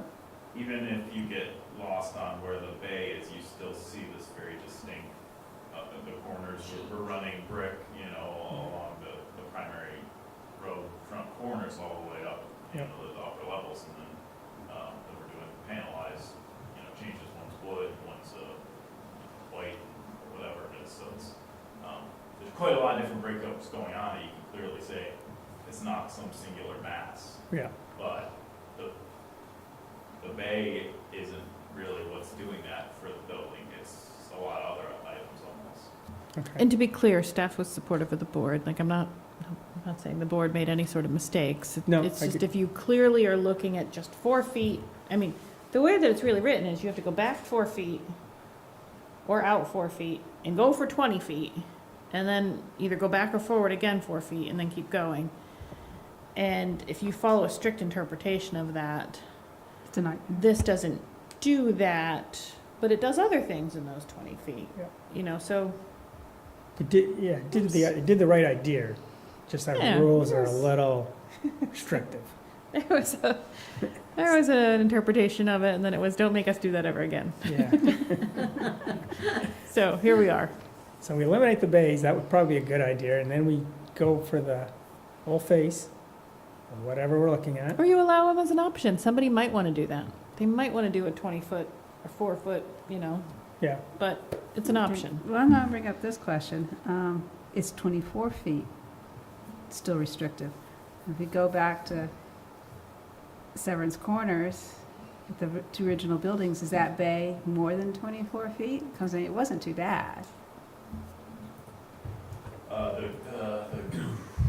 forget what color is gray or not yellow, the not yellow one, The the not, the beige one? first one that we looked at is probably larger than 24 feet, but, I think there are, again, there's other elements that are. So what kind of maximum are you guys looking for in general? You said, you know, to a maximum, what's the maximum size of the base, or not base, but grades? I think architecturally, we can handle a higher range than 24 to still make something aesthetically pleasing, but I don't think 24 is a bad number either. I wouldn't be. I don't We're gonna think drive against around. 32 maybe, just for a little bit more. See, that one looks like about 24 feet. Here. Yeah. Well, that one's more, but the gable ends are about 24 feet. Yeah. That one's probably a little bit more, but This here? definitely in the middle, between the two gable. the two Do you think that's projections. more than 24? Yeah, that's probably more like 48. Yeah. Just to clarify, the requirement is that a bay cannot can't be less than 20 feet and can't be larger than 60 feet. So, Current one. yes, currently, is there, But sorry, we I'm have it- just, I lost the But we have it discussion a broken little up, bit. going 4 feet back every, what, 20 feet? 4 feet back between the bays. So you could have Okay, a so 20-foot bay, 60 feet. comes out 4 feet, runs for 60, Okay, so Comes when we're back, talking runs for about 30. That's my fault. I said change 20. requirements in horizontal break, requiring every 24 But feet. the new one- That's just an option then, is what you're saying, to break up that. So I see what you're saying. You're saying 24 feet might still be too short.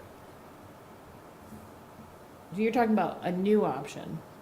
Well, I was referring back to this one option, every 24 feet Yeah. having a change in the So horizontal too break. short, maybe. Yeah, I mean,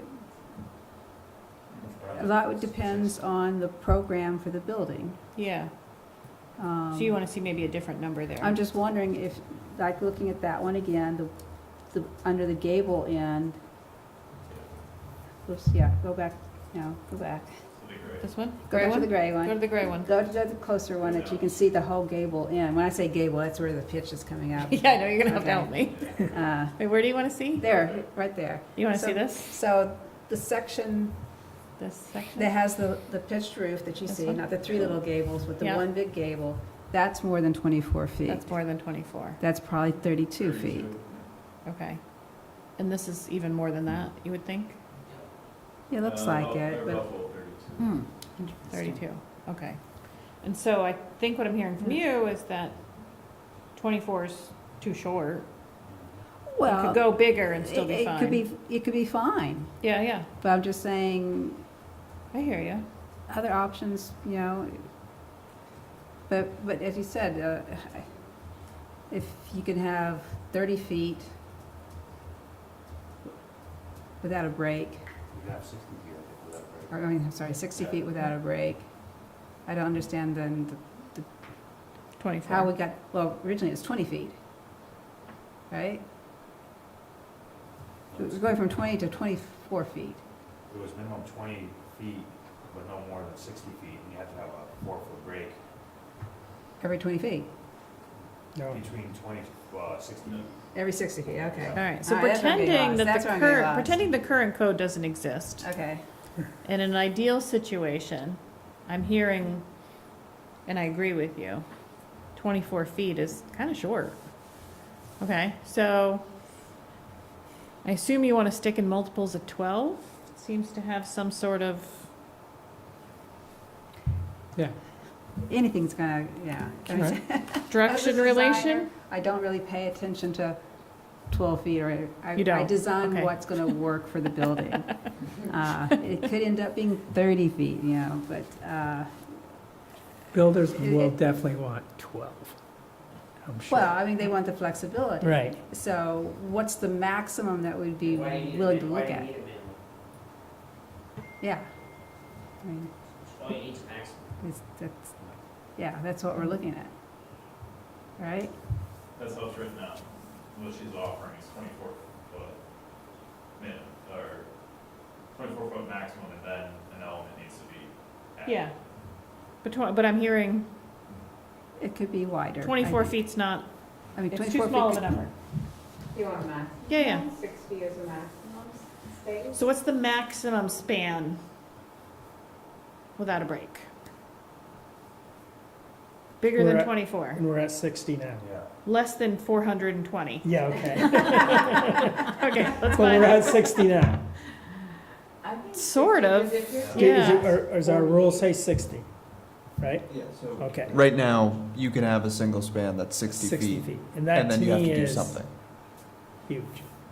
60 feet. That's over the top, right? Everybody's shaking their head. That's kind of, you gotta have a big building if you're So gonna have a what are, 60. you're saying this is about 32? Is that what I'm hearing? Yeah. Okay. Yeah, so these guys, without anybody telling them, decided they didn't like, they went 32 So that's with a break. roughly 64. And if there was nothing in there, let's pretend this line doesn't exist. Yep. Pretend the Rich is saying- the roof lines don't exist either. If That the, roof if line's the roof breaking line up. doesn't exist, Yeah. that line doesn't exist, it's a big box. It's kind of big, Big ugly box. kind of big ugly box. Yeah, I think it's appropriate for some urban areas, but I don't think it's appropriate for the Colchester Growth Center. Okay, So so we're not urban. Yep. 64, too big. For sure. 24, too small. Okay? Well, yeah, I mean, that, You do break every I think we 32 can- feet without a bump out? You don't need a minimum, you just need a maximum. A maximum, yeah, yeah, they can go down to 12 feet if they want. Yeah. yeah. With the size of these buildings, I don't know. They haven't even done 60, so they don't even like it. So that's way, unless they're building some massive building. But we get the other side of the street that's part of the steel. 48? I Yeah. like 48. You could have a 60-foot wide building. A gable end could be 60 feet wide. Even though the building could be 60 by 200, Right? right? So if it's less than 60, it means you have to break up the gable end as well, not just the long side. I'm not saying it's good or bad. If it's fronting on Yeah. on two primary streets. Yeah. Yeah. Currently, if it's running on 2 streets, you gotta treat both sides, right? Well, that's what he's saying. Yeah. So if Yeah. it's beyond 60 feet, then you don't have a treatment, which is good. Gable end with pitched roof, it's gable with flat roof, so it doesn't matter. Sometimes it doesn't matter, it's a different architecture.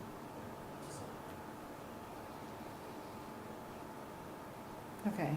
Yeah, we're down to. Heard somebody we're- say 48, maybe. 48's better. It's the right direction, right? Well, we're not warning it for a public hearing anytime soon. No. that's I could true. take that as feedback for now. We could think about it. I can try to come back to you with some sort of examples of buildings or facades, and we'll do some measurements. And we'll say, boy, That'd be 60 useful. feet doesn't look so bad, or, Thanks, really That like aligns it. well I with the think 50-foot Field trip. entryway as well. And some good restaurants over there now. What's that? and that's currently in there? That's the current number? I missed that. Sorry, we- I'm saying it aligns well with, there's an existing 50-foot maximum between entry points, so. That fits in the, Denominator, well. no. Fits within the 48, though. Yeah. Do you guys mind that?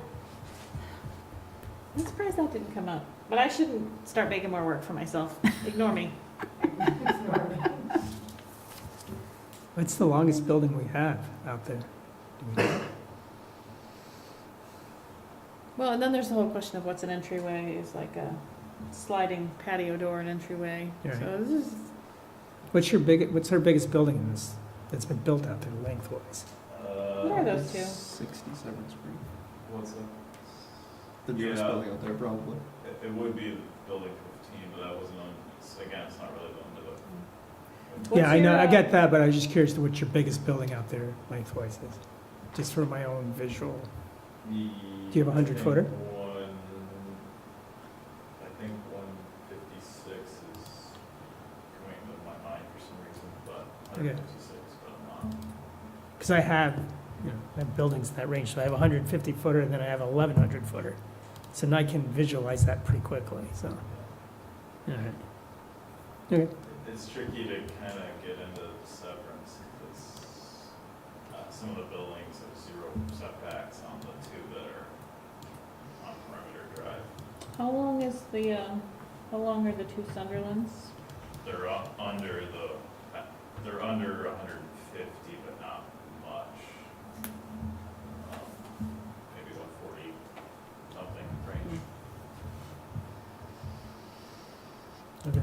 Okay, so we'll put that in there, we'll circle back. You know, photographs again could really help. I mean, I'm not trying Yeah. to create any more work for you, Well, and but I mean, those are just anything easy, that is like, because- this is 60, you know, this is not broken up, this is. Those buildings, I mean, these are buildings that are everywhere, and we're not trying to, like, Yeah, we can look at any building anywhere yeah. and take a look at it and say,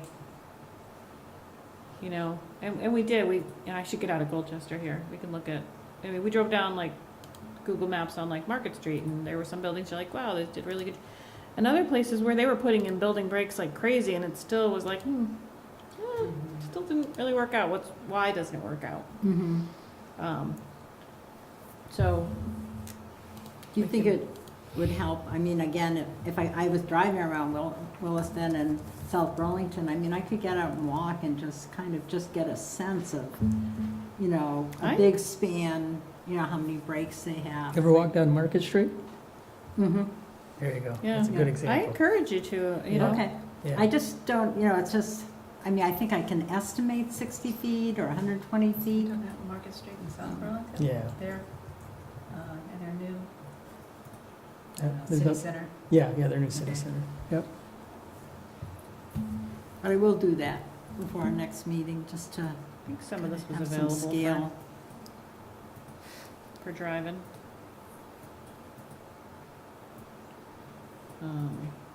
So we've talked about some of these before, right? Yeah. So- Yeah. Not at the end, but. And we talked about elements, you know. Yeah, so there's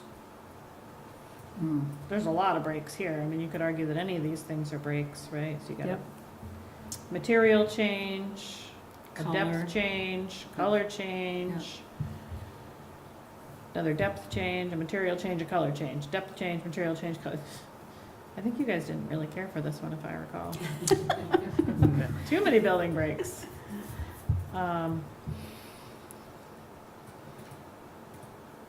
Sorry, designer, if you're watching. I'm one that has a hard time with some of this. With some of these, Yeah. it's just a lot of different, Sometimes I don't understand. it's just so, there's no cohesion to me. Nothing in terms of an architectural detail or anything. But this is a good example. I mean, this is your menu. It's just all on Yeah, the same it is. building. So you have the cladding that goes horizontal, and then it changes to vertical, and then it changes to Right, and this rectangles. shows, It's a production of a very strict architectural code, just an FYI. yeah, I can imagine, but Yeah. That's very this is strict. where interpretation of what you interesting. put into the base, one base I code, reread what it, sometimes and I was you'll looking get. at this, and I don't think it Exactly. requires this. It's not this strict, but there is a lot more requirements South Burlington's are. Yeah. South Burlington, yeah.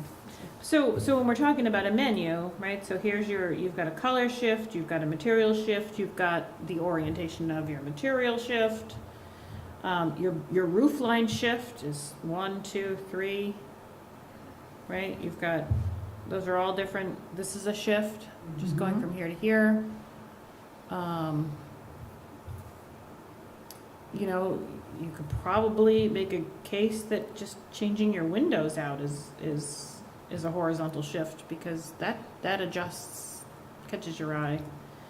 A suggestion might be that there are some elements that are more prominent for building breaks than others, and maybe using a combination for the less prominent ones might be useful.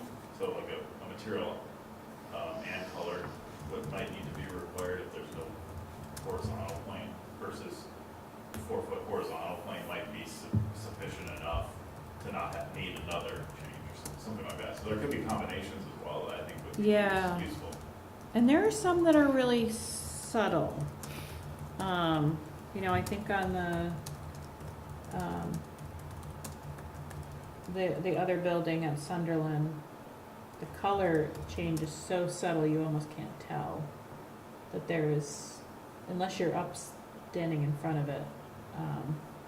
So that's another, so there is something that on paper looks like it's a change, but in reality, you can almost not tell that there is that shift, and it doesn't accomplish what you're hoping it accomplishes. So, yeah, there's no shortage of things going on here.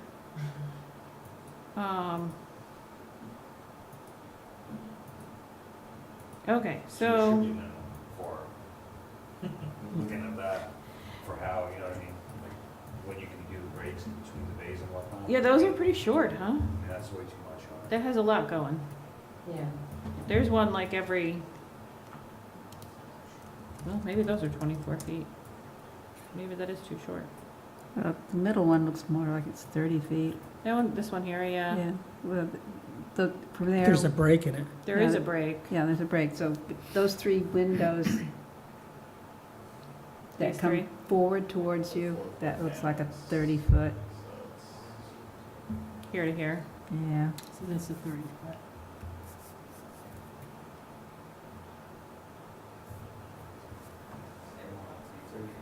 Yeah.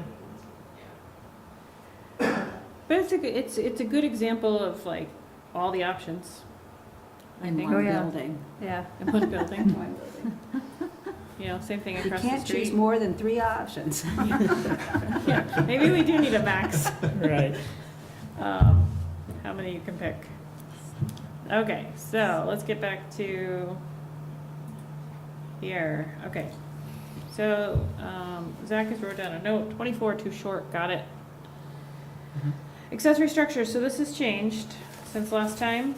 So this is kind of accomplishing 2 things, I think. So I labeled it accessory structures, but just to be clear, this is not intended to change accessory structures throughout our regulations. This is intended to address maintenance structures in the form-based code, which service another structure. We've talked about this ad nauseum. I'm not going to go on too long about it, but right now, anywhere in town, you cannot have an accessory structure on a lot without a primary structure. In most cases, that's not an issue, because who wants to just throw a shed on a lot?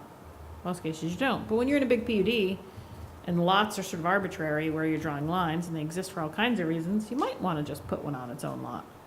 And in most cases, elsewhere, you can just make that a primary structure. It's not a big deal, except in the form-based code, a primary structure has to meet certain things. So that creates problems. So getting around that, this has changed since even August. I redlined it just so you could see. Because we did talk at length in August about this. You guys thought my 15 feet was too short. You kind of hinted but didn't directly tell me that 1,000 feet may have been too small. So what do I got here for you? So, Well, since I wasn't here at those meetings, Okay. I questioned the 3,000 square feet. that's too small. Too big. Too big. I guess, what would be going, I think of these accessory buildings like a maintenance garage. Let me show you So we something. started with a I think Kubota. 3,000 sounds huge too, but let me tell you where I came up with it. Sounds like a big barn to me. We're talking about, like those those small houses, the mother-in-law. Oh, the I don't know if ADUs, this'll work. Yeah. yeah, right. I But this one bookmarked here it. will But that, definitely house a Kubota tractor. right. Well, these are accessory structures, these aren't, No, this is different. She was, Like a You- you- portable mother-in-law, Yeah. like one of those mini house, what are She was just- oh, okay, I see Yeah, what you're saying. tiny houses, yeah. yeah, Well, that's only 200 square feet. right? What do you think? But they're gonna be using this for their whole complex, more than likely, Right, so, if they went all out. These aren't intended to be per lot, right? We're No. talking about these being one or two serving a development. Exactly, Yeah. yeah. okay. Oh, yeah, for your Kubotas and stuff. I thought I had, That was the 3,000. I had bookmarked it. Well, 1,000 square feet would be a little bit more than 30 by 30. Okay, ignore me there. 300,000, 3,000 is like 54 by 54. It's like a 50 by 80. Oh, you know what? I bookmarked it in the Smaller. notes, I But if think. you pull in like a truck, like a plow truck with a plow on it and a sander on the back, I mean, you need 30 feet plus. I mean, is that what kind of equipment we're talking about? Yeah. Yeah, it's a maintenance building.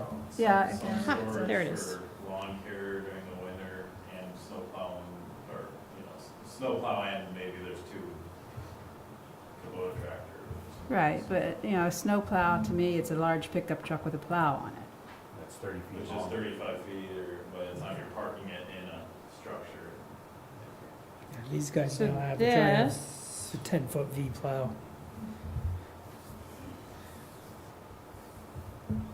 this thing here, and I guess that's on the big side. Doesn't give, Now the plans are here. I just have to zoom a lot. so it looks like 72. 72 by 50? Yeah, just shy of 50. Yeah.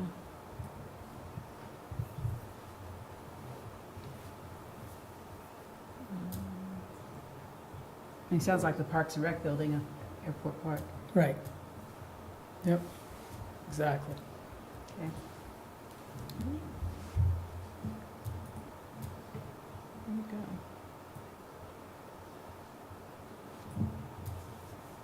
I think also we were discussing, like, especially if we tend to lease a good portion of our units, and having equipment like refrigerators or like a spare appliance or two is also useful. So there is some storage space that's just totally dedicated storage spaces, and possibly an office space if you've got an on-site technician or something like that. So it does start to eat up Yeah. into a little bit. So you guys did Bayberry as well? And we just had one, we're in the process of building one at Bayberry now. You are, okay. Yeah. So Which I that's a think is huge like complex without one, yeah. Yeah. Well, at Bayberry, we have a development nearby that we are using a building kind of for the same purpose in part, so it's not exactly fair to, once we have one built at Bayberry, which is, I think, is around 2,400 square feet, that'll service that development pretty well. Okay. 2,400? And are you, for Bayberry, are you using kind of the same style as the rest of the buildings? Yeah. To kind of keep it, matches keep it, everything. I think something like that would be important, that we, whatever Match. we have for this accessory structure. I had some loose language in there, but I could tighten it up. Oh, I saw that, make sure it's not metal or, Horizontal changes to every. Yeah. yeah, every 60. So like a building like this, just, Kinda confused. I did the math here. So this, Yeah, 4-foot setback. this one's 4,100 roughly, something this size. So we can continue to play with the numbers. Sounds like 2,500 can fit maintenance equipment.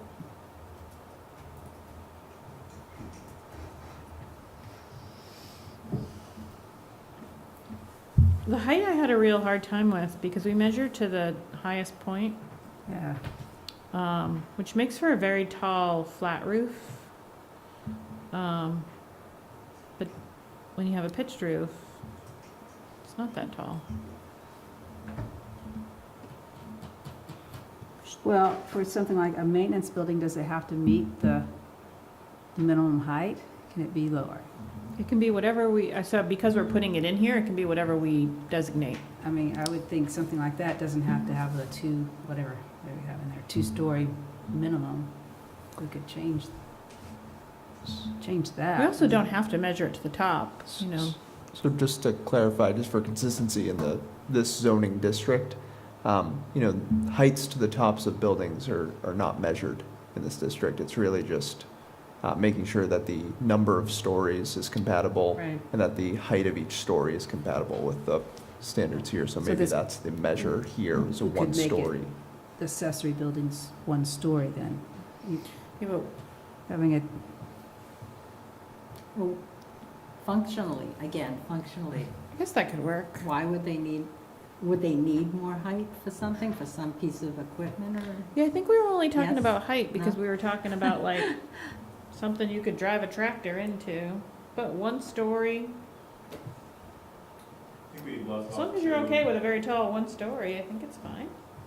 That was part of the discussion too, with storage possibly above, so we were talking, do you need a 12-foot entry or 10.5 feet or whatever for a tractor with, or a mini excavator with a boom or something like that you gotta get in, and then having the ability to within the truss system, do some storage above, so measuring the peak, 25 doesn't seem too far off of the number. I As don't a know how you feel maximum? with stories. Yeah. Like a front end loader for moving snow is tall.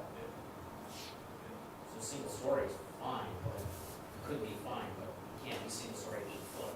No, it's gonna be 12. That's pretty standard. Minimum 12, Yeah, minimum be 12. wall height. We were talking about 12 just for your garage Just for the door. garage door, yep, You measure to the tip of your roof, you're going higher.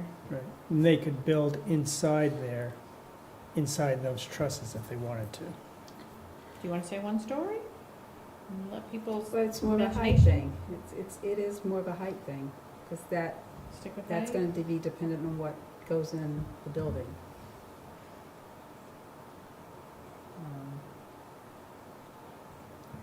That's a tough one. I don't really have to think about, because a large accessory building is different than a small one that, again, the accessory building next to a pool is completely different than the maintenance building. Yes. These And are, this is not meant to replace other accessory buildings. This is meant to be a special exception for maintenance structures. Okay, Above but and I thought beyond. there was discussion about, These are ones that exist on their own lot. yeah, but I thought if there's a community pool, I thought there was discussion about, Yeah, this would be that.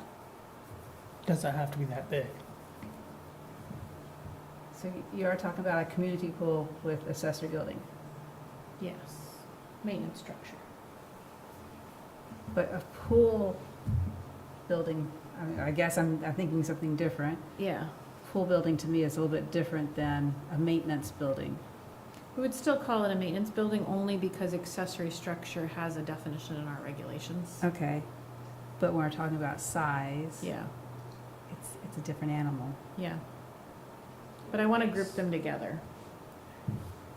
Wouldn't make sense to have a 3,000 square foot accessory maintenance building for a pool. But it would to house 2 plows and 3 extra refrigerators and 3 extra heating units. No, I agree with that. I'm just Right. saying that we're talking about two different size structures here under the same thing. Just because it can be doesn't mean it has to be. Okay. So they could still use this category to build their pool structure that's significantly smaller than when they're housing maintenance equipment. Still fits under this. But could that building have showers and bathrooms in it? The pool No. one? The pool one could not. That would not be a maintenance structure. No, we're talking about like a pump room or something and equipment to clean the pool. Yeah. If they wanted to have like a clubhouse type thing, that would have to be a principal structure and would have to meet principal structure Zoning. requirements. Yeah. Okay.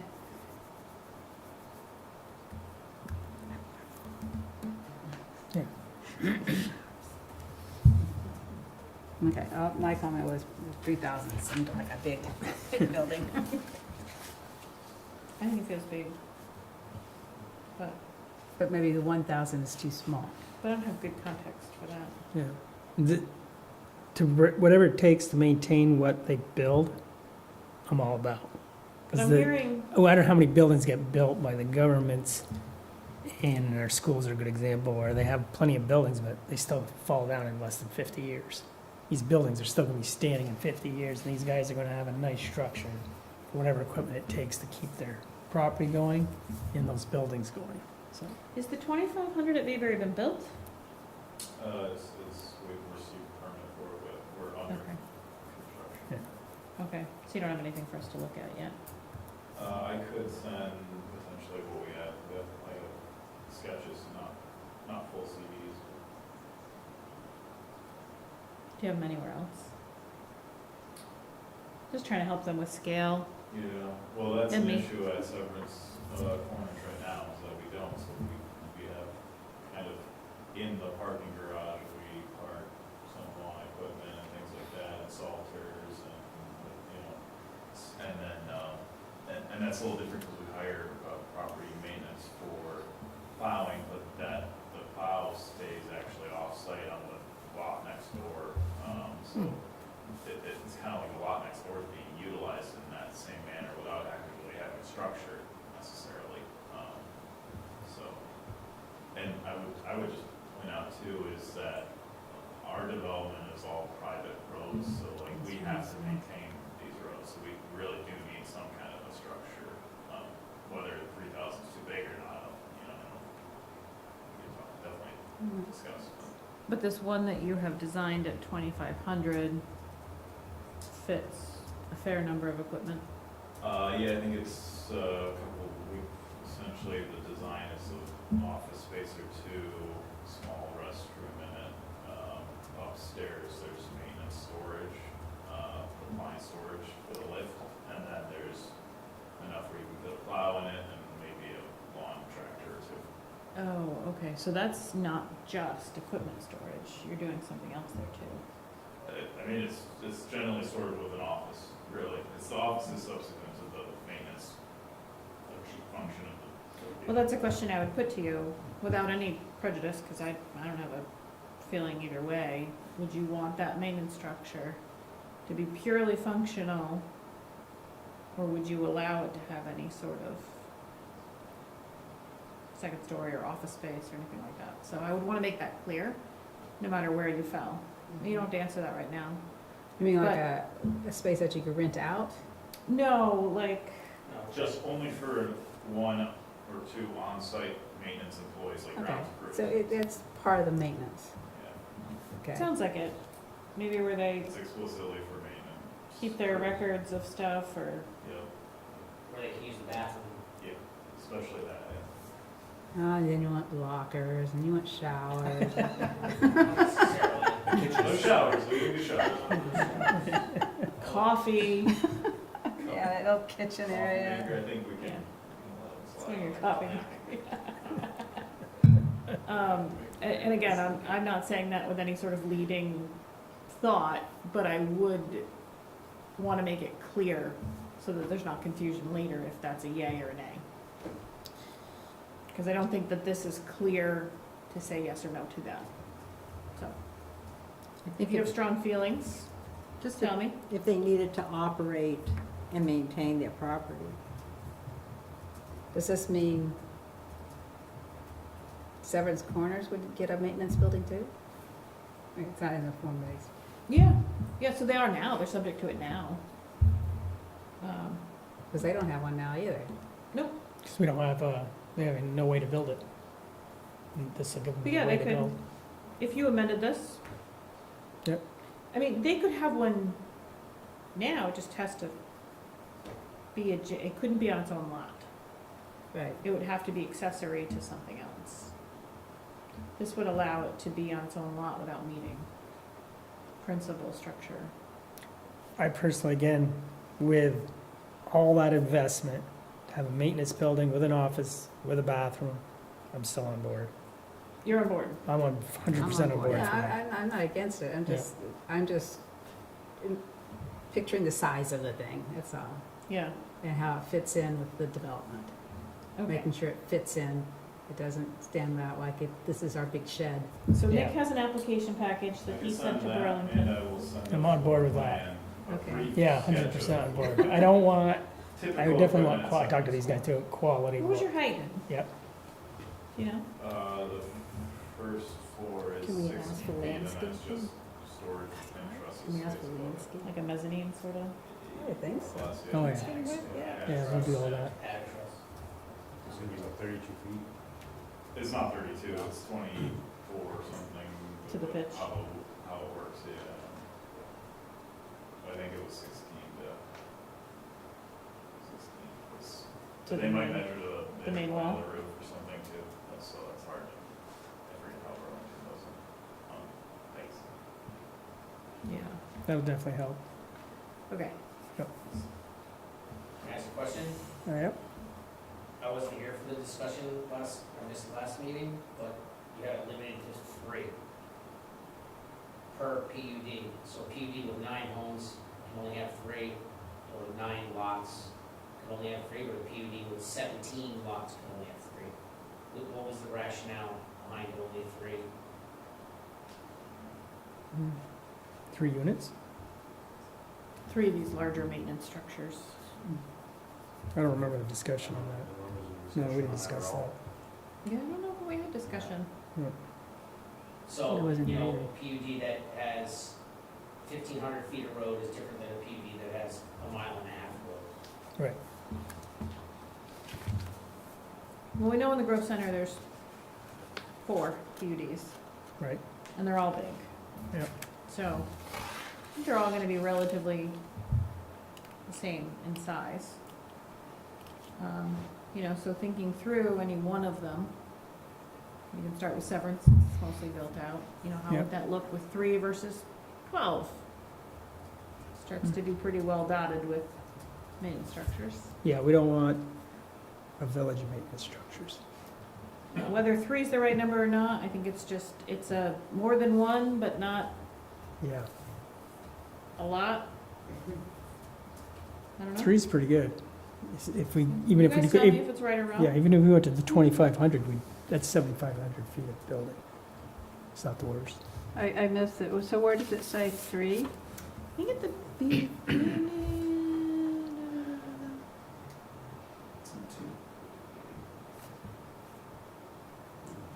Shall be limited Ah, to no more than in number 3 two, per yeah. planned unit development. Oh, So if I have 1 for a pool, and I have another one for playgrounds, tennis courts, paddleboard courts, all the associated equipment there, then that only leaves me 1 to put a tractor. And I have a mile and a half of road to maintain with 1 2,500 foot space. So the square footage is accumulative No, each. each?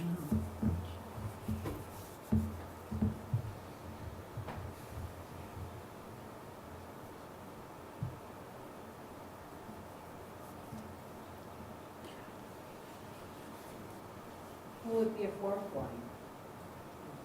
Like, those sound reasonable, so those 3 If I need more than 1 truck, was, or I need a truck and a tractor, or I need a truck, a tractor, and I need 3 lawnmowers.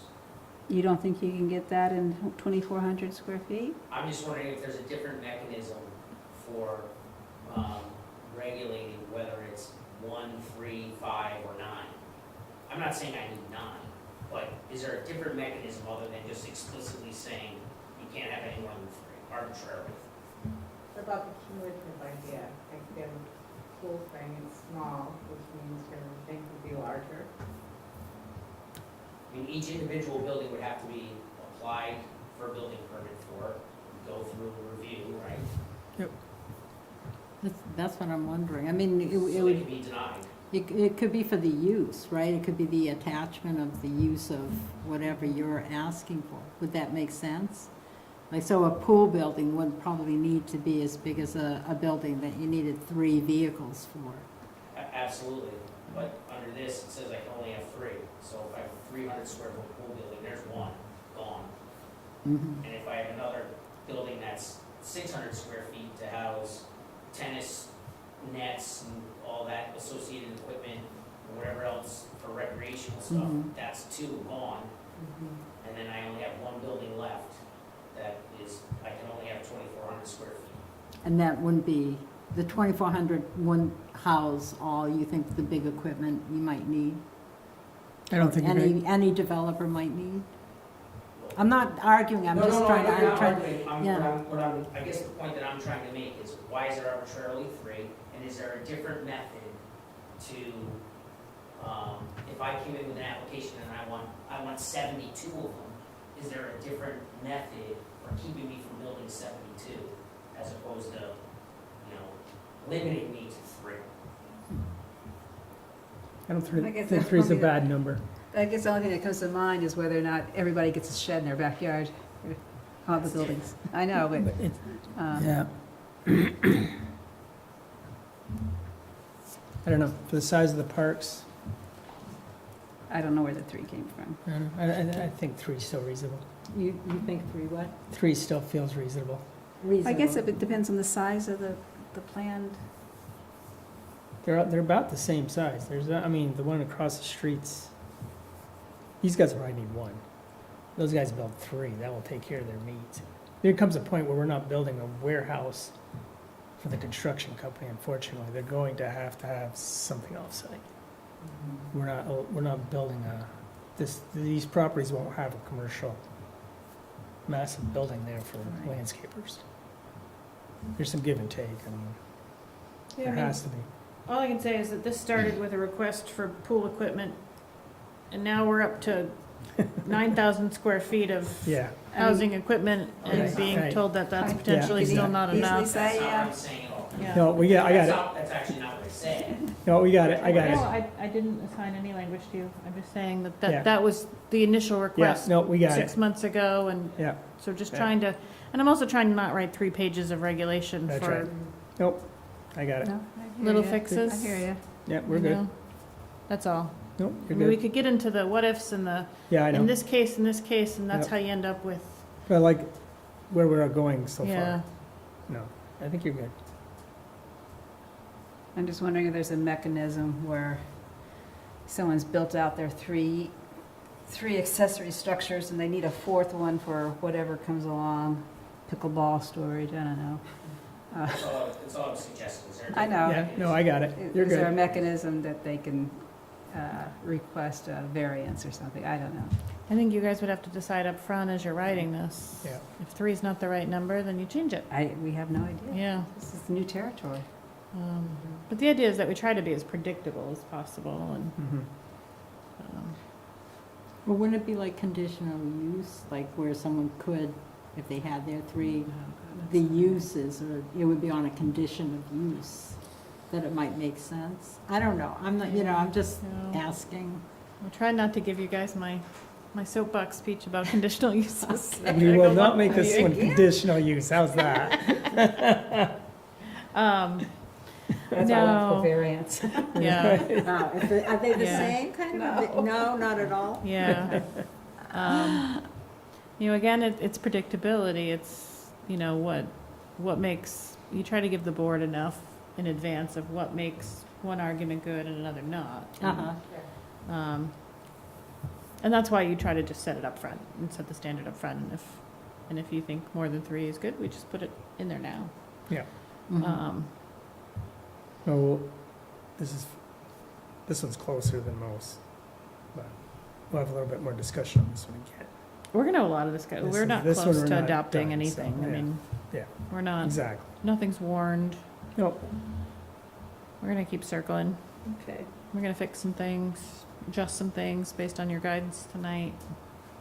think we're done with this one, though. I think All so. good? I think we're Yeah. good. I think So if we you, got the if you thing. go home and think about it and want to change any of it, we'll change Yep. it.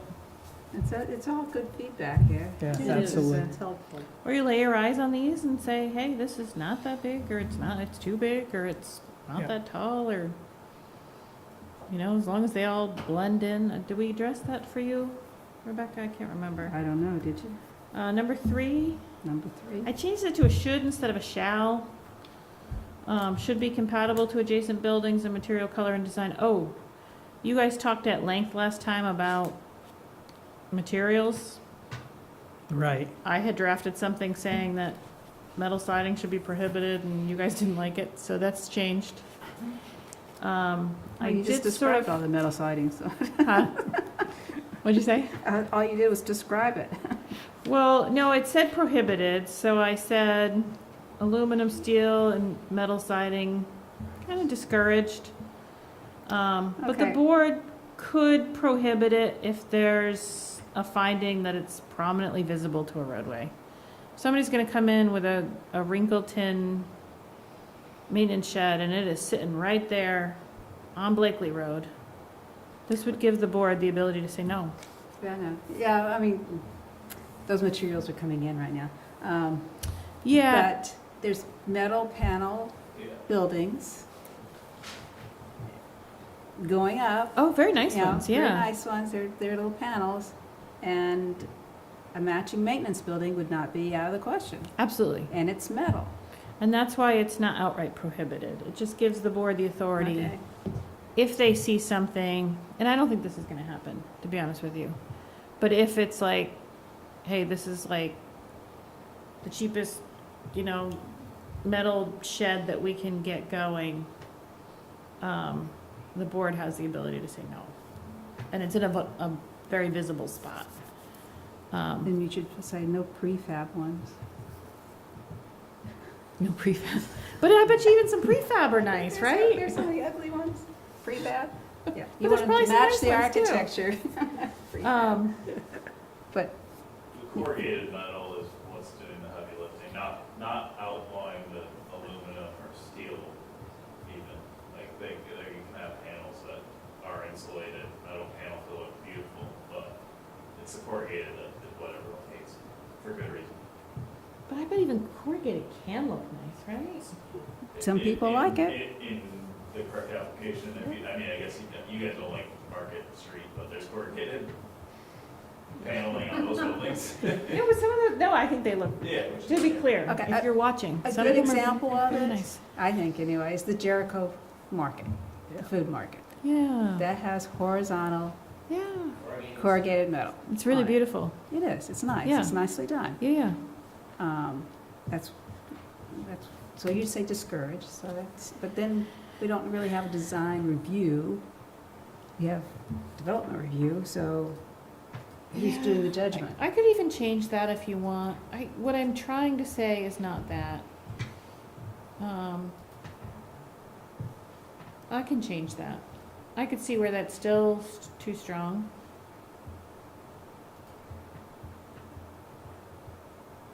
That could still be too strong. I could take that out. I'm just I trying to agree, find a we, way. there's certain ones we would not want in the area. You know what I'm talking about, that 1980s You know, DPW garage. You know, yeah, I know. nobody wants it. Or maybe it's fine, actually, if it's not prominent. Well, as long as it has to fit in with the design, color, material, I think that might be okay. Yeah. So I could soften that even more. I think I softened it a lot, but I can soften it more. We can put landscaping, or, right? So I understand. Metal, I mean, I think it can look very nice. All right. I'm a big fan of the industrial look. Mhm. Just not the 1980s. We're only talking about Yeah. 3 quadrants here right now. Yeah. And again, I don't even think there's anything wrong with something that's purely functional if it's not prominent to the roadway. That's where it becomes, Yeah. you don't want to go to all this trouble and then have Right. something I- 3,000 square feet An of, eyesore there, yeah. Yeah. I totally agree with you. you know? Yeah. I'm ready to move on. Rich, are you ready to move on? Okay. Didn't touch building heights. I think that's a bigger conversation than we want to do tonight. Yep, Is that okay? that's okay. Okay. Frontage requirements, not touched. I don't think we should wait until we have something for you to respond to. Mhm.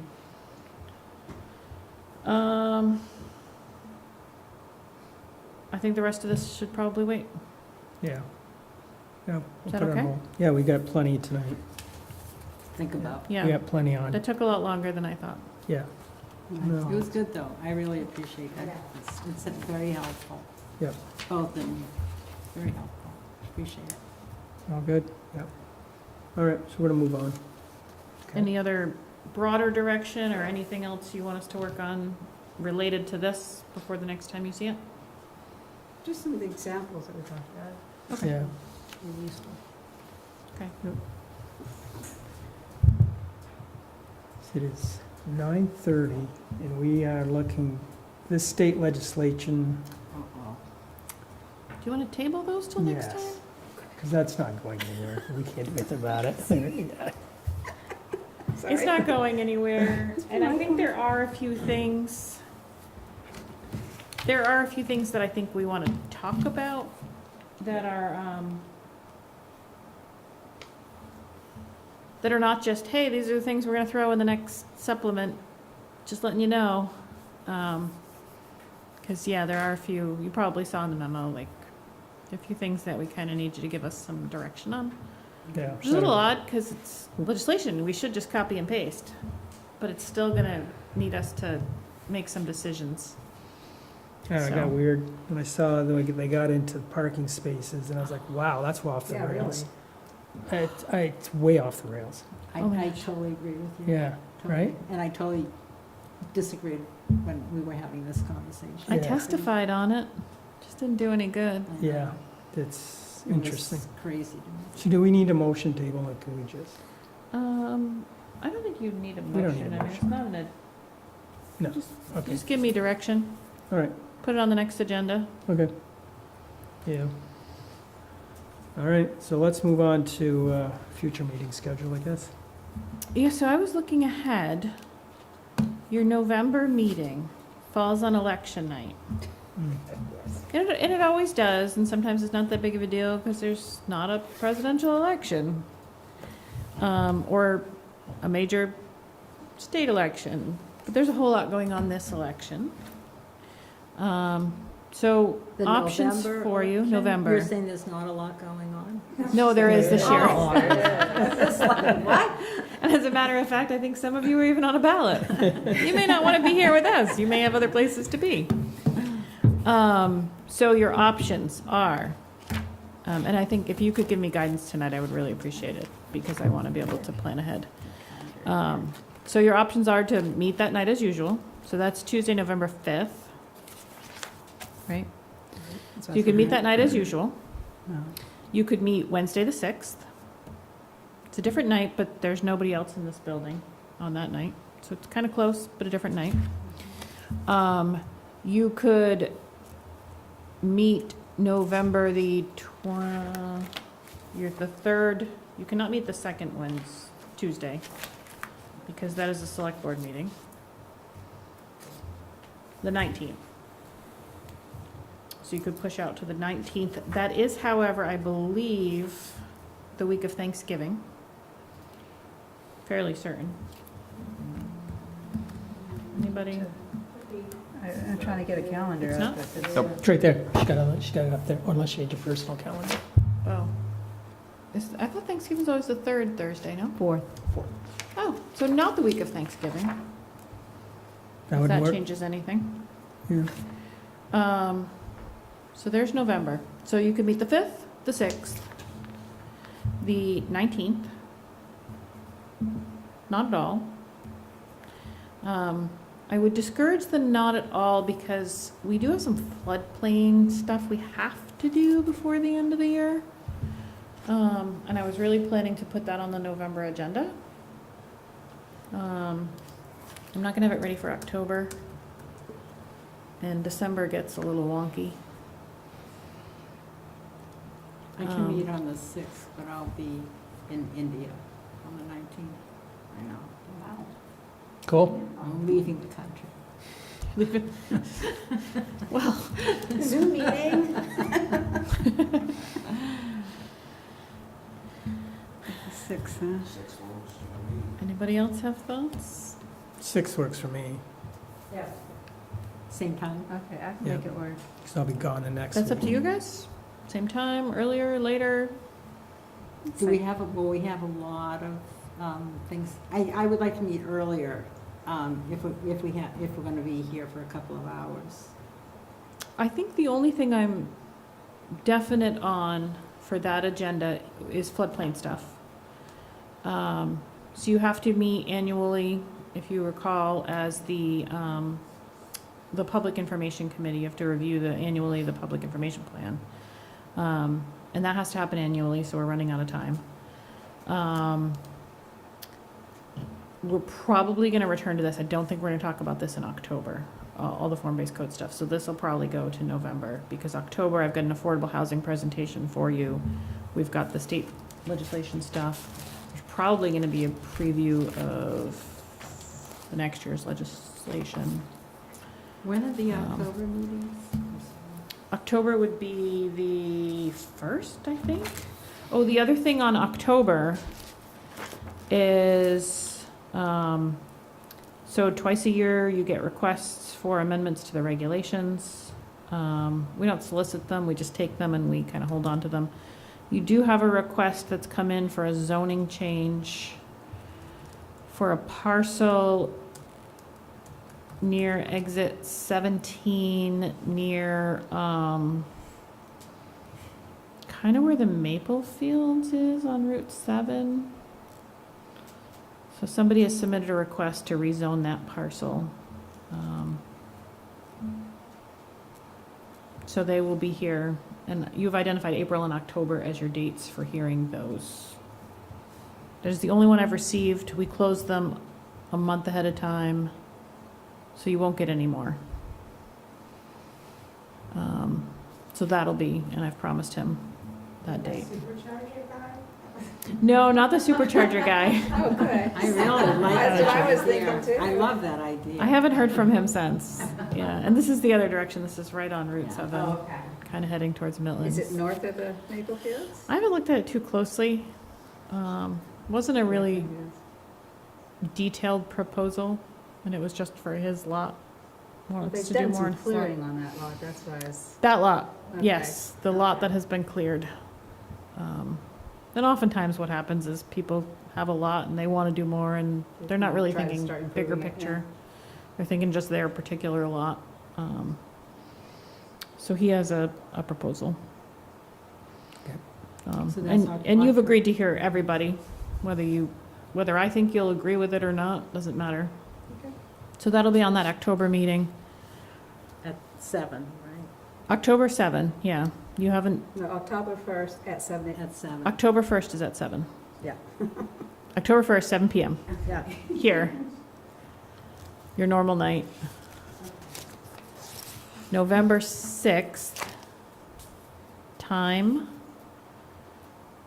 I've heard Sarita say she was I know, hoping. my only problem is I commute from St. Albans. Oh, Yeah. okay. So you can't, so 7 works for you. 7 is comfortable. Yeah, that's fine. No, It's we fine. can, I It could doesn't sound really- like we have a lot on the no, we can agenda. make it a tight meeting. Okay. Yeah, we can do that. We can do that. No worries. We can what? Is that what you said? Make the meeting compact on November. Yeah, we're not gonna do Yeah. the form-based codes, I think. No.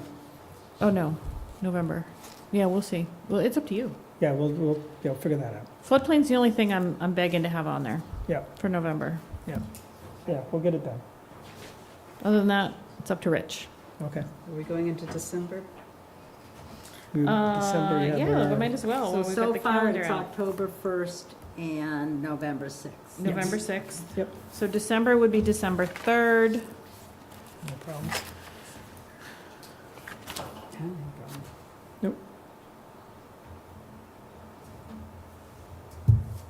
Or end of the year party. End of the year party, sure. Party? Everybody's around for that? For, The third. oh, yeah. December 3rd, you're back? You're back in the US? Okay. She hopes. Yeah, it depends about the election. You might just stay away. Okay, All right, so we're good? Just kidding, I'm Or- just so we're Till it good. gets us to the end of the year? You may, just to be on the safe side, take a vote to change your date. I think your rules of procedure say you have to take a vote if you change Okay, we need a motion. your date. In the Change the building? date to November 6th, please. Okay, Make a Second. motion. to yeah, no, you're good. Second? November. All right, all in favor? Aye. All right, Okay. okay. No planning and zoning report yet because we're very early in the month. It's only our second working day. So, Second? It's not the first working day. First working day of the month. Okay. Thank you. So now we need a motion for minutes? I wasn't here. I Someone wasn't. else has to make that motion. I don't know. wasn't here. Make the motion to sign off on the meeting, or the minutes from the last meeting. Perfect. Second, all in favor? Aye. Okay, now we just need a motion to adjourn. I can do that. All I right. make a motion that we adjourn the meeting. Sec- Second. Thank you. All in favor? Aye. Meeting's adjourned.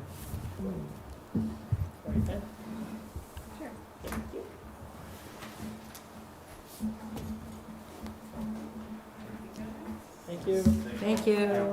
Do I have to sign it now? Can. Yeah, you can. We had that discussion. So do we sign if we weren't here? Yeah, I just did. Okay. I don't get into any trouble. I'll put this in the papers tomorrow. Wonder how the school board meeting went tonight. They were having a public meeting about that huge addition, you know, they're like $115 million renovation that they're putting on the ballot in November. Colchester? Yeah. I've been out of it, I guess. Huh? I've been so out Well, of it. I mean, I just happened to hear about it because I haven't seen any